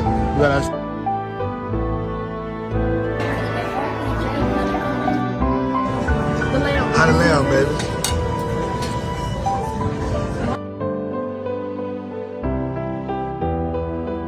A young child. He wasn't no thug. He wasn't no gangbanger. He wasn't somebody on the street. He's somebody with a two-parent home who love him very much. And this is what most of these racists in America hates to see. This is what they don't show you. They only want to post mug shots to make him look bad. But he wasn't a bad kid. And he isn't a bad kid for protecting himself. They're going to do whatever it takes to try to demonize black.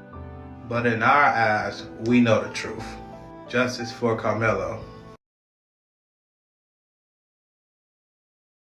They've been trying to demonize this young fella since the onset of the situation. So when I saw that video, I was like, I need to post that. I need to put that in the show. I need for people to see the human side of the situation, of that boy that's involved in this situation, whose life is on the line, whose freedom is on the line. Whose freedom is on the line. And that's coming from somebody who knows what it feels like to sit in that chair and face a jury of your peers for a heavy case that at the end of it could cost me my life as I know it, my freedom. I know what that feels like. Some of y'all have no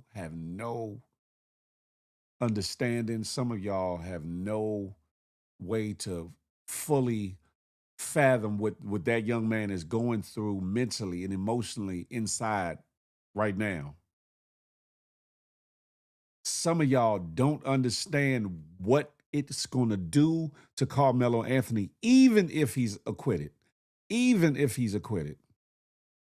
And y'all don't know what it's going to do to him if he's convicted. Again, this is a tragic situation where one young man lost his life, which probably could have been prevented, and another man is fighting for his life as we know it, his freedom. Who's going to have to live with the imagery and the memory of what took place that day for the rest of his life, whether he's found innocent or guilty? He's going to have to live with what took place. Even if he's exonerated, even if it's found that he was totally within his legal rights to defend himself in such a manner, he's going to have to deal with that for the rest of his life. Especially they saying he's not a gangbanger. He's not really a street dude, not a street dude or whatever, athlete and a good boy or whatever the case may be. He's going to have to live with that. He's going to have to live with being ridiculed, people staring at him, people remembering, or people looking at him like, I know you from somewhere. Some in support of, and others in disgust of. Y'all don't have no idea what that feels like. I do. I do. I pray for, first and foremost, the Carmelo Anthony family. I pray for that young brother that he makes it out of this situation good. And I don't just mean acquitted and all those things, but I'm talking about him good here, good in his soul, good in his spirit. I also pray for the family of the Metcalf family in their loss, because it's a shame that it seemed like what maybe started as some uneasiness because of school rivalries and the back and forth banter allegedly that took place or whatever the case may be, turned into something more aggressive, which turned into something fatal. Different things could have not happened that would have changed the course of events. But I'm also a firm believer that everything happens for a reason. Everything happens for a reason. I think that they're doing a great job of getting to the bottom of the situation, from at least from the information that's being brought out of the court via the reporters and other people that are coming out of the situation, reporting on it right there out front of the court area, or on their networks or podcasts. I wish that they would have allowed cameras into the situation so that people could openly view and hear for themselves, because you're going to have a lot of people on one side or the other making allegations, assumptions, speculations, and opinions and judgments one way or the other about this situation, but not being there to, or not hearing and listening to the case as it develops and as it the case, as the trial, you know, does what it does or whatever the case may be. And I just wish that they would have allowed again, video cameras in the courtroom and or audio recording, so that we could at least hear what was being said by who and what. They could have blurred out the imagery of the people testifying. They could have did all that and still allowed us in. I think they didn't, because they know this case is a polarizing case. And maybe they're afraid that the reality of it isn't as visceral or as ugly as they're making it out to be. If it were the other way around, it would be self-defense. Right. That's another thing too. That's another thing too. If it was the other way around and Austin was on the bleacher with his hand in his book bag and Carmelo Anthony was standing up over him, especially if he was bigger than him, but just standing up over him and physically initiated the fight or whatever the case may be, they would have been definitely backing Austin Metcalf for self-defense. The fact that they pushed the jury to be what it is or whatever the case may be says that they want it to be one way. But for anybody that watches this video, I want to put you in the mindset of the movie A Time to Kill, for those that have seen it. There come a time where Matthew McConaughey, who was the defense attorney, went through his closing argument. I believe it was the closing argument, and he told about all the events. He asked them to close their eyes and envision this. And he spoke about everything that took place to the young girl in Time to Kill. And that was in a very bigoted racial sector of the South where that situation took place. There's a lot of racial overtones and undertones with this situation. But he asked them to close their eyes and talked about all the disgusting and wicked, foul things that happened in that situation. And he said, now, imagine that was your daughter. In this situation, people need to really take the racial component out of it and think about if that was their child. Would they want their child to defend themselves, no matter what color they were? Would they want their child to sit there and be victimized, no matter what color they were? Would they want their child to sit there and antagonize and or approach another child and or lay hands on another child seemingly over nothing and seemingly allegedly without provocation? No matter what the color is, no matter if Austin was white, black, red, yellow, green, blue, whatever the case may be, no matter if Carmelo Anthony was red, white, blue, green, yellow, purple, lavender, alien, human, or whatever the case may be, we gotta look at it from a humane standpoint, a realistic standpoint. What would you have done in that situation? Now, mind you, it wasn't a thing where one boy was approached by one boy alone and they had a back and forth and it got physical. He was approached by 4 to 5 individuals. And it's not allegedly no more because it's been stated in open court. That part is not allegedly, or no, it's not an allegation. It's a stated on the record fact that both sides are acknowledging, because we ain't hear no reports of it being objections to that point in the and it came up during the prosecution's case. So he's approached by 4 to 5 individuals, and the two brothers are bigger than Carmelo by themselves. No, we don't think it was gang activity. We think it was just 4 fellas from either the one school and or same team. But put yourself in the shoes. That's a fact, Zolan. The book is way better than the movie. That's how it is all the time. Put yourself in that young man's shoes. So what, he had a knife on him?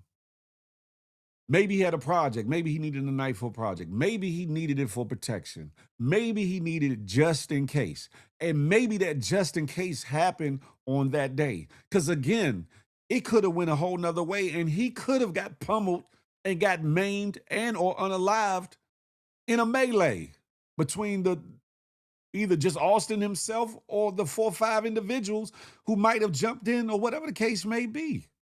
Who knows? We won't never know, right? But we got to put ourselves in the position, in the mindset of both sides.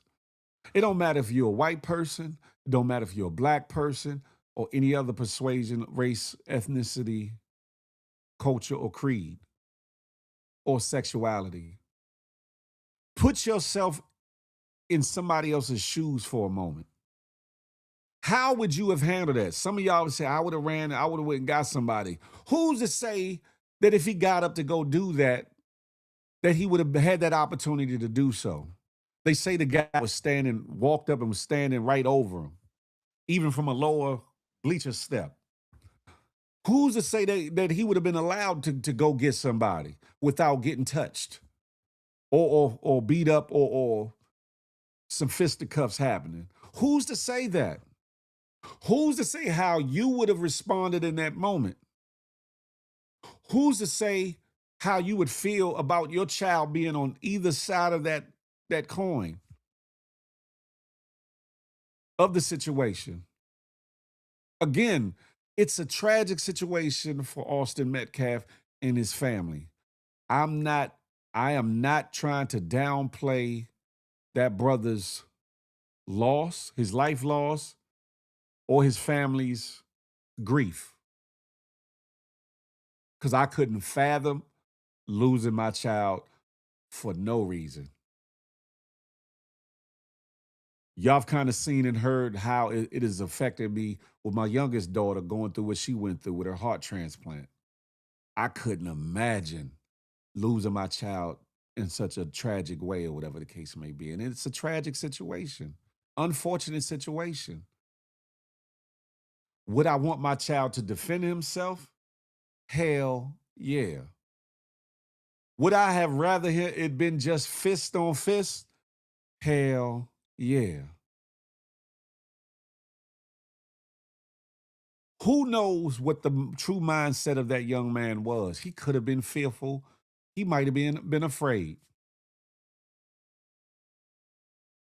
He might have been fearful or or afraid.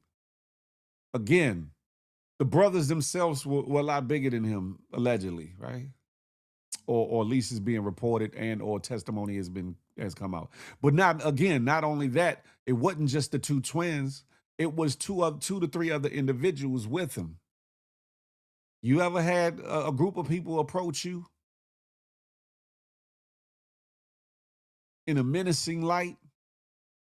You ever had a group of individuals start something with you because they don't like you, whether it be the color of your skin, the tone of your skin, the area in which you from, or you not from around the neighborhood, or they feel like you shouldn't be around where they at, or you got something that they want, or you dealing with a girl that they like, or you got on a pair of something that they want that they couldn't get themselves, or whatever the case may be. Have you ever been in them shoes?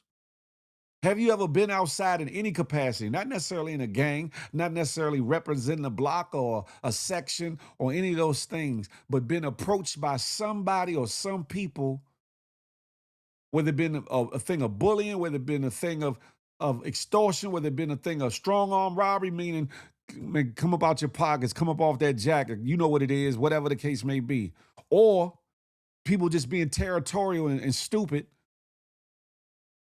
and putting hands on somebody again because they not from around there or they don't feel like they belong around there. What would you do in that instance? I've been in a couple of them situations. What would you do in them situations? And if you had the ability to ultimately defend yourself by way of the way Carmelo Anthony had to, or did rather, would you feel like you was wrong? Would you feel like, oh, I could have just punched him and that's it? When there's 4, 5 guys standing around you and 2 of them bigger than you, I don't know what the size of the other fellas are, so I don't know how big or how small they were. And although you might have known the one fella sitting there or whatever, because by way of your girlfriend or whatever the case may be, and y'all were talking, you don't know him like that, and he ain't your man's like that to have your back, so you're really there by yourself. You're really in the situation by yourself. What would you do? What would you do? How would you carry it, as we say from DC in the DC area? How would you handle that for other areas? Especially when you got this individual, forget his race, this individual bigger than you, standing over you, trying to lay hands on you or provoking you and then threatening you and physically touching, putting his hands on you. And all you know, it could be, I'm about to get jumped. What you gonna do? What you gonna do? I would do what I had to do to get up out of the situation by any means. I'm gonna make it home. That part. The average person would do that. The average person would do that. Even if there was no forethought or no malice behind it or no intention, no calculation, none of that. The average person is going to want to try to make it out of that situation safely. He did what he had to do to protect himself. I just hope that the courts see that. I hope that this jury that they got sees that. I hope that the defense lays a well enough case to exude that. The case has now, if they judge it fairly as to what's been reported thus far, if they judge it fairly according to the information that has been brought out thus far, he should walk in this case anyway. Because in murder cases, the jury has to find him guilty beyond a reasonable doubt. Beyond a reasonable doubt. Now, in this kid's situation, you got reasonable doubt as to his motive. You got reasonable doubt as to the aggression. You got reasonable doubt as to why he was even at the tent. You got reasonable doubt as to what he did after the fact. there's reasonable doubt in the statement of his statements why he was by the coach. He said, man, I told him leave me alone. I told him to leave me alone. From what's being reported, there's enough, just from the prosecution case, there's enough reasonable doubt that at the end of this case, he should be found not guilty. To me, and this is coming from somebody that's been through a murder case, who sat in that defense chair, who had a jury of 12 judging me, a judge looking down at me. We're going to see how this Collin County, Texas court handles this situation.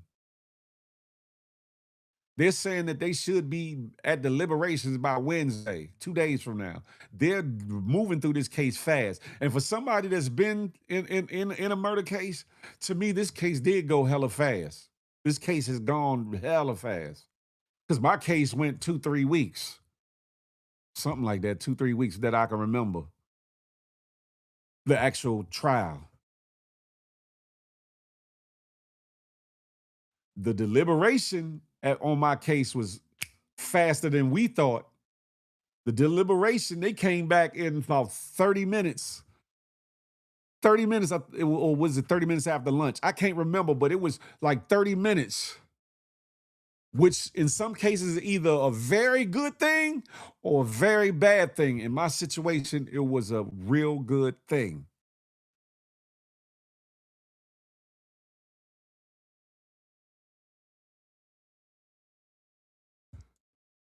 I hope that the jury, who they're saying is a jury of his peers,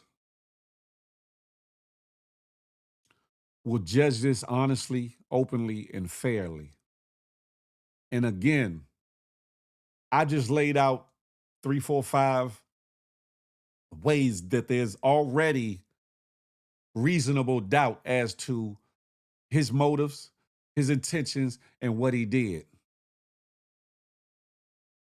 If it was me, I'll play dead with one eye half open to see if they ran off. Well, what? Who need those? Connie said, my son carries a knife and he's had to produce it on 2 occasions to protect himself. So I told my son, always protect yourself, period. And places like Texas and Florida got them laws where you there's a lot of opening for protecting yourself, even in the most minuscule forms of aggression against you or whatever the case may be. Yes, Phil, but we also know there are biased jurors who come in the courtroom with their own perceptions. That's, Zolan, that's a fact. That's why I'm saying I hope that they can be impartial, that they can give an honest assessment, and that I hope that the judge emphasizes that thing. I hope that the defense attorneys make sure they bring that point home beyond a reasonable doubt. If there is reasonable doubt, you must find this defendant not guilty. If there's reasonable doubt, you have to find this defendant not guilty.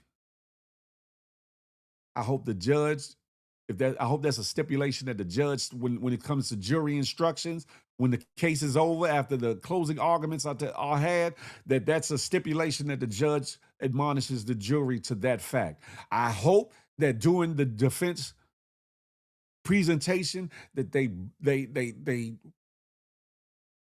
wear that into the ground. I hope that during the closing arguments that they eloquently bring that home for the reasons that I put out there, as well as probably other ones that I don't even know about or I didn't hear about yet. I pray that the best outcome happens for this young man. I pray that there's some civility behind whatever verdict comes out of this situation. Because there's been people on both sides of the table talking about they're going to turn up, turn out, and do some things There have been people that have threatened that young man's life. I reported about that Bama Jake Lang, who was a part of the January 6 rioters and insurrectionists and treasonous individuals, or whatever the case may be, who got a pardon, or whatever the case may be, who was out there. He personally put a threat out there. Allegedly, it's being said that he's been banned from being in or around the court building grounds. I don't know if it's because of the threat or just because they don't want his shenanigans there because it incites a whole lot more. Looking at that jury and seeing what just happened in South Carolina with the store owner being acquitted, I'm scared for this young man. Listen, yeah. R.I.P. to Cyrus Carmack Belton.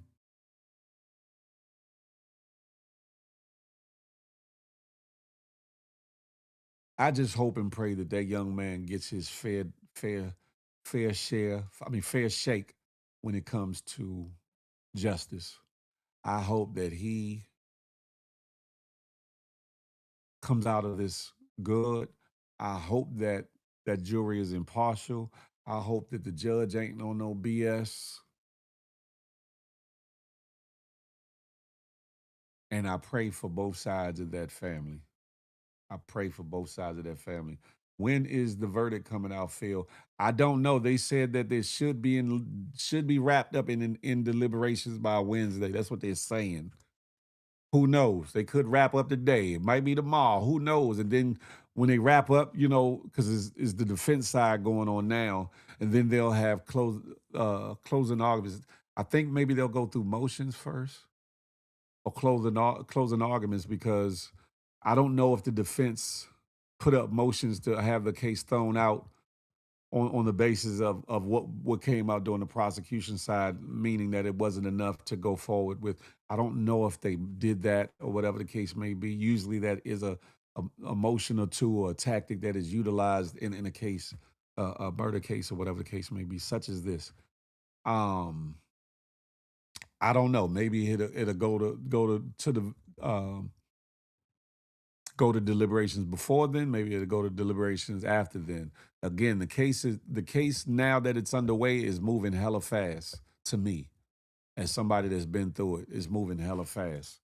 Now, things are a little bit maybe more cut and dry in this case than mine was, or whatever the case may be. But so that could have a something to do with it or whatever.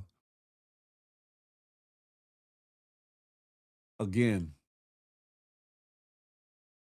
I pray for both sides of that family.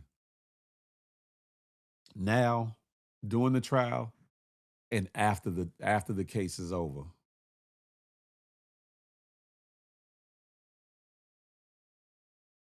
Hold on. After the situation is over. Just like the people in this audience, there are people that are sitting by waiting in anticipation, in anxiety, and being anxious. Some in belief, some in disbelief, some in disregard, some being hopeful, some being optimistic, some being pessimistic, and some with evil intentions. I just pray that this young man is able to make it out of this hole with his sanity intact. Because again, like I said, he's going to be affected by this for the rest of his life. Trust me. Even if he gets found not guilty, he'll be my age and can still think about that situation, or something he sees or something that he hears will bring him back to this trial, will bring him back to that incident, the whole 9 yards.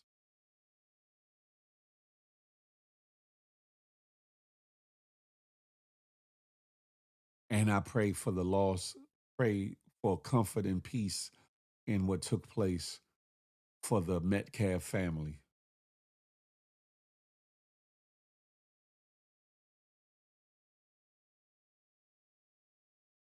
And what both situations, Connie Baptiste? Oh, you said in your son's situation. Okay. I think because of the public outcry and scrutiny, they had to do what they had to do. Plus, even though Texas is Texas, there's to my understanding, there's a weird mix of progression and some of that still I ain't gonna say Jim Crow, but that old boy, good old boy mentality, to where some look at black folks a certain way, similar to Virginia. It's certain areas of Virginia. It's a strange mix. It's a strange mix.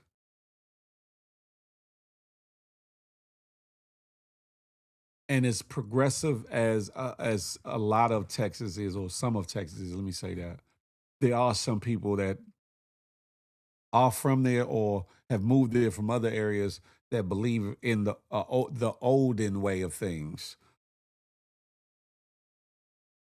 a way that needed to be dead years ago. That's supposed to die when laws change, and we're in 2026, and we shouldn't be revisiting certain things in this day and time.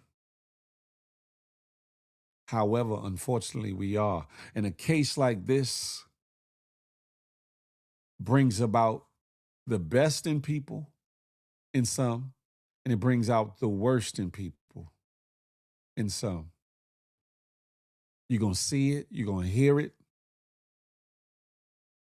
You're going to hear the secret animosities and bigotriness, the bigotness, excuse me. You're going to hear the inner thoughts and the deep, dark secrets that some have been harboring come out and be spewed out of the mouths of stupid individuals. You're going to hear people that's been frustrated over treatment and how people have perceived them, and how there has been injustices in certain cases of things and people with people that they know and both don't know, that they've heard and seen play out over these internet streets and on media outlets, on the news, et cetera, that feel fed up with the injustice, with the lack of justice, with the corruption of things.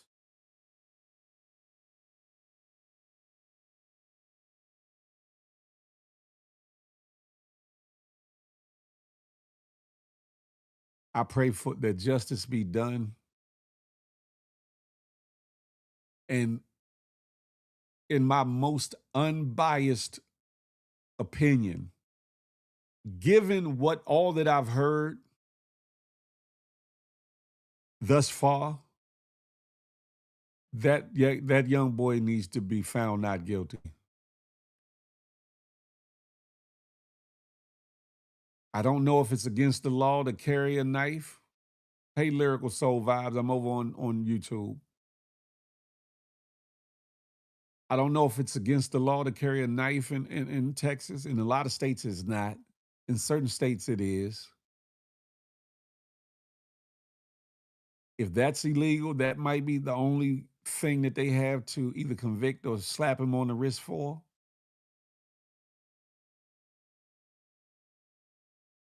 But other than that, I don't see where they could of a righteous mind, of a right mind state, being an impartial jury, find him guilty with all the reasonable doubt that has been stated thus far, even from out of the prosecution's case alone. Now, does them not calling Hunter Metcalf or the father, who really wasn't there, but his actions need to be called into question after the fact, but the fact that they didn't call Hunter, does that exude guilt or lack thereof of the situation? No, not necessarily, but it definitely makes a statement, because he was physically there. He was there. He was an eyewitness to it all. But the prosecution may know that his testimony might hurt the case because Hunter jumped out there through the behest of his family or his friends. and did not one but two interviews leading up to the situation, saying so many things that have been proven not to be true thus far in the case against Carmelo Anthony. So it might have served the prosecution best to not call him. But again, I'm with Hot Shot. The defense need to call that boy, let me not call him Bam, that boy as a hostile witness. It's been done in a lot of cases. And again, for those that are just tapping in, a hostile witness is one that really should have been serving the purpose of the other side, who doesn't want to testify, who, because they're being called from an opposing side, may try to act out, may try to run, may try not show up, may not try to give all the forthright answers that they should. And there's special instructions given to the jury about the witness being a hostile witness. I know from experience. You can legally carry switchblades, stilettos, daggers, and Bowie knives in the state of Texas, openly or concealed, provided you follow size and location rules. Well, I'll be damned. Well, I'll be damned. So that means he's not even guilty of having a knife on him. And they were trying to make it out to say that his knife was so big when they saying it was a folding knife, a pocket knife.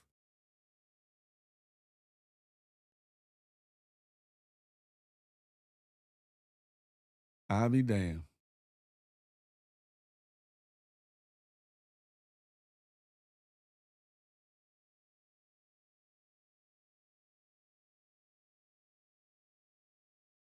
There's no justice, it's just us. Huh, man? Thank you, Tiffany. Thank you, Ty Nicole, for putting that up.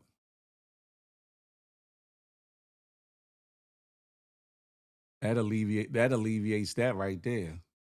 If he can legally have a knife, well, they could say because he was juvenile. I don't know, but still, that kind of takes that off the table. Matter of fact, he's being charged as an adult, if I'm not mistaken. Yeah, he's being charged as an adult. So then he's not guilty of having a knife on him. It's protect yourself at all times, rule number 1.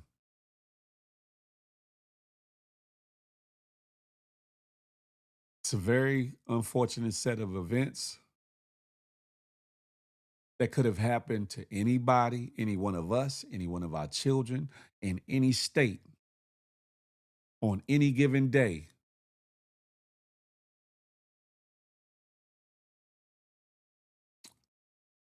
I don't know if a lot of y'all have been following this case or if you even give a damn about this case. But I think you should give a damn about it for a number of reasons. One being, again, it could have been you, could have been your child, could have been your family member, could have been somebody that you love or hold dear as child, on both sides of this situation. In any state that you reside in any city, town, parish, it could have happened. You could be the parent mourning the loss of your child. You could be the parent whose nerves are bad, pressure up, not knowing whether your baby is going to make it out of this okay. You could be the family who was talked about and threatened so much in the onset of it that you had to get up out of where you lived at. You could be on either side of the fence and being used as a political or racial pawn in somebody else's bullshit agenda that they're trying to push on one side or the other. This case will go down in history and will be talked about in history. First and foremost in the Dallas-Fort Worth area. Secondly, in Texas history. Third, in United States history. Especially with everything that's going on now. Especially that. With so much racial tension. So many things being prodded, poked, pushed, instigated, taken away from.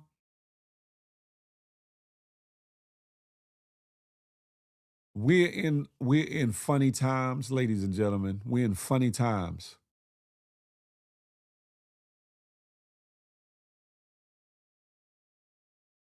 And again, I don't care what your political makeup is, who you back. Did you back Trump or did you back Kamala Anderson? I mean, Anderson. Sheesh.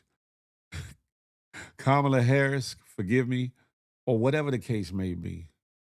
I don't care what your spiritual beliefs are, religious beliefs are, or the lack thereof. At the end of the day, if you were listening, you heard at least 3, 4, 5 forms of reasonable doubt. I want to put myself in the shoes of Matthew McConaughey in the movie A Time to Kill, and I want you to close your eyes and think about all the things that's been said and take the color out the situation.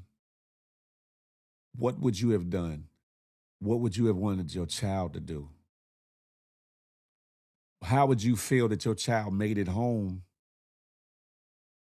given the circumstances? And on the flip side of that, what could you possibly have done to help your child avoid that situation? Both from the Carmelo Anthony side and the Austin Metcalf side.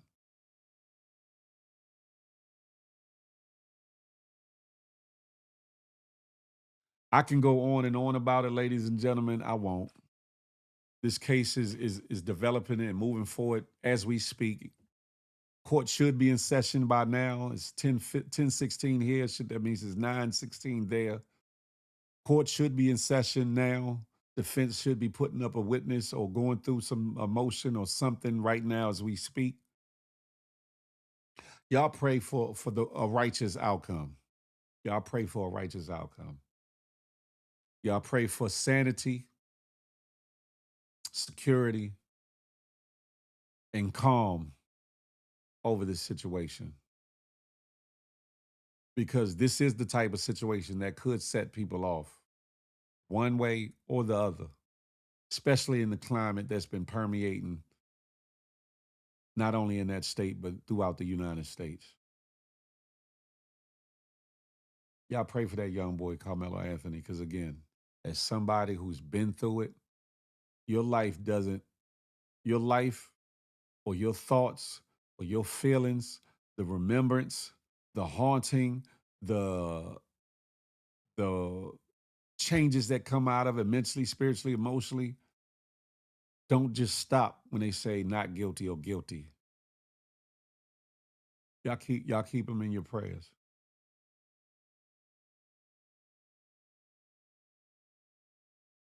With that being said, ladies and gentlemen, the GMG varsity tees are here.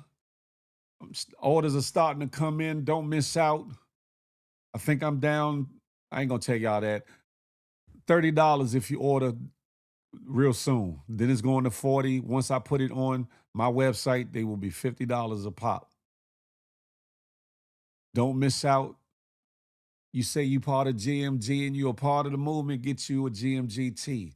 I got a bunch of colors that you can rock with your different outfits, casually dressed down, in the house, whenever you want to cam up, the whole nine. I got it in black, red, royal blue, hot pink, teal, maroon, and navy blue. So whatever's your favorite persuasion, I got it. If there's another color you need or want for a certain fit, I can make it happen. They're available in small through 5XL. If you need a smaller, if you need a super small or whatever the case, not super small. Yeah, super small. I can get it. If you need in a size bigger than 5X, I can get it for you. Tap in with your boy. Holler at me, DM me on IG or whatever the case may be. With that being said, let me get up off of that. I don't think there's any other announcements or things that I need to say. I will say this. It's Monday. It's a new day. The first work day of the week for some. I want y'all to, through it all, no matter what it is you're going through, whatever circumstances, situations, or weight that you feel like is proverbially on your mind or on your shoulders, I want you to remember this, to smile, because you never know what it might do for somebody. including yourself. More importantly, love on somebody on purpose, with purpose. Last but not least, as I always like to say, I'm not anti you, no matter what your race, your culture, your creed, your ethnic background or makeup, your sexual orientation, your religious or political affiliation. I'm not anti you, but I am pro me with an emphasis on building we. Let that marinate your melon to the next time we could chop it up and have a tay-to-tay. Until that MFing day, baby, I holler. You feel me? GMG, we're one big happy family. We're GMG, one big happy family.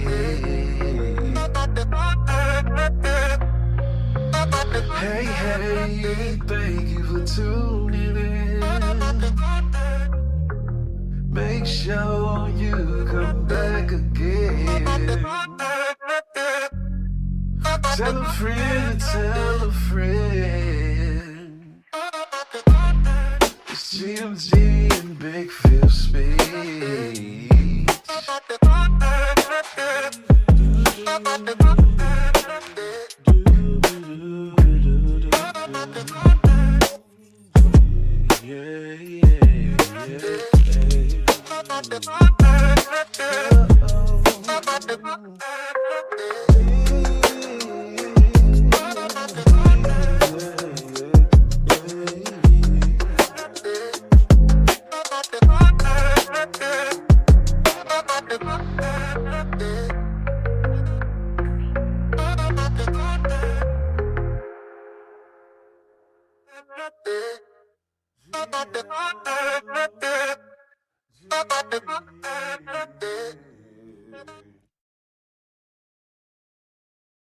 Listen, ladies and gentlemen, boys and girls, GMGers and GMGettes, make sure you follow me. If you're watching this from any of the other platforms, whether it be IG, whether it be X, formerly known as Twitter, Twitch, or Facebook, or you just happen upon here on YouTube by the algorithm, follow your boy here on the Good Morning Gang Morning Show, on Feel the Love Fridays, on the Tap In with Big Phil Speaks, and anything I put on this Big Phil Speaks, you definitely gonna get something out of it. And you never know what you're gonna get. My goal is to inspire you, to educate you, to make you laugh, to definitely entertain you. And some days we're gonna get angry, some days we're gonna get sad and maybe shed a tear. Some days we're gonna laugh till our gut hurt. But I know that there's gonna be something that you're gonna get out of each and every show that you can take home to your household, in your personal development, to your family and friends, to the barber shop, to the beauty salon, amongst your neighborhood, and to maybe an online conversation. So make sure you're following your boy. Hit that thumbs up and hype this video, hype this live. Share with a friend, whether directly while it's going on to have them come in or afterwards. Say, watch this. That damn Big Phil, he got something to say. Just like the title of this show.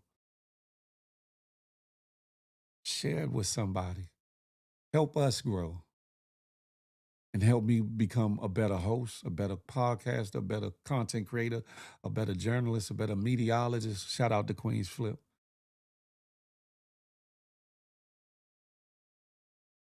We family, we GMG. I'm up out of here. Y'all be blessed. It's your boy, Big Phil Speaks. I holla.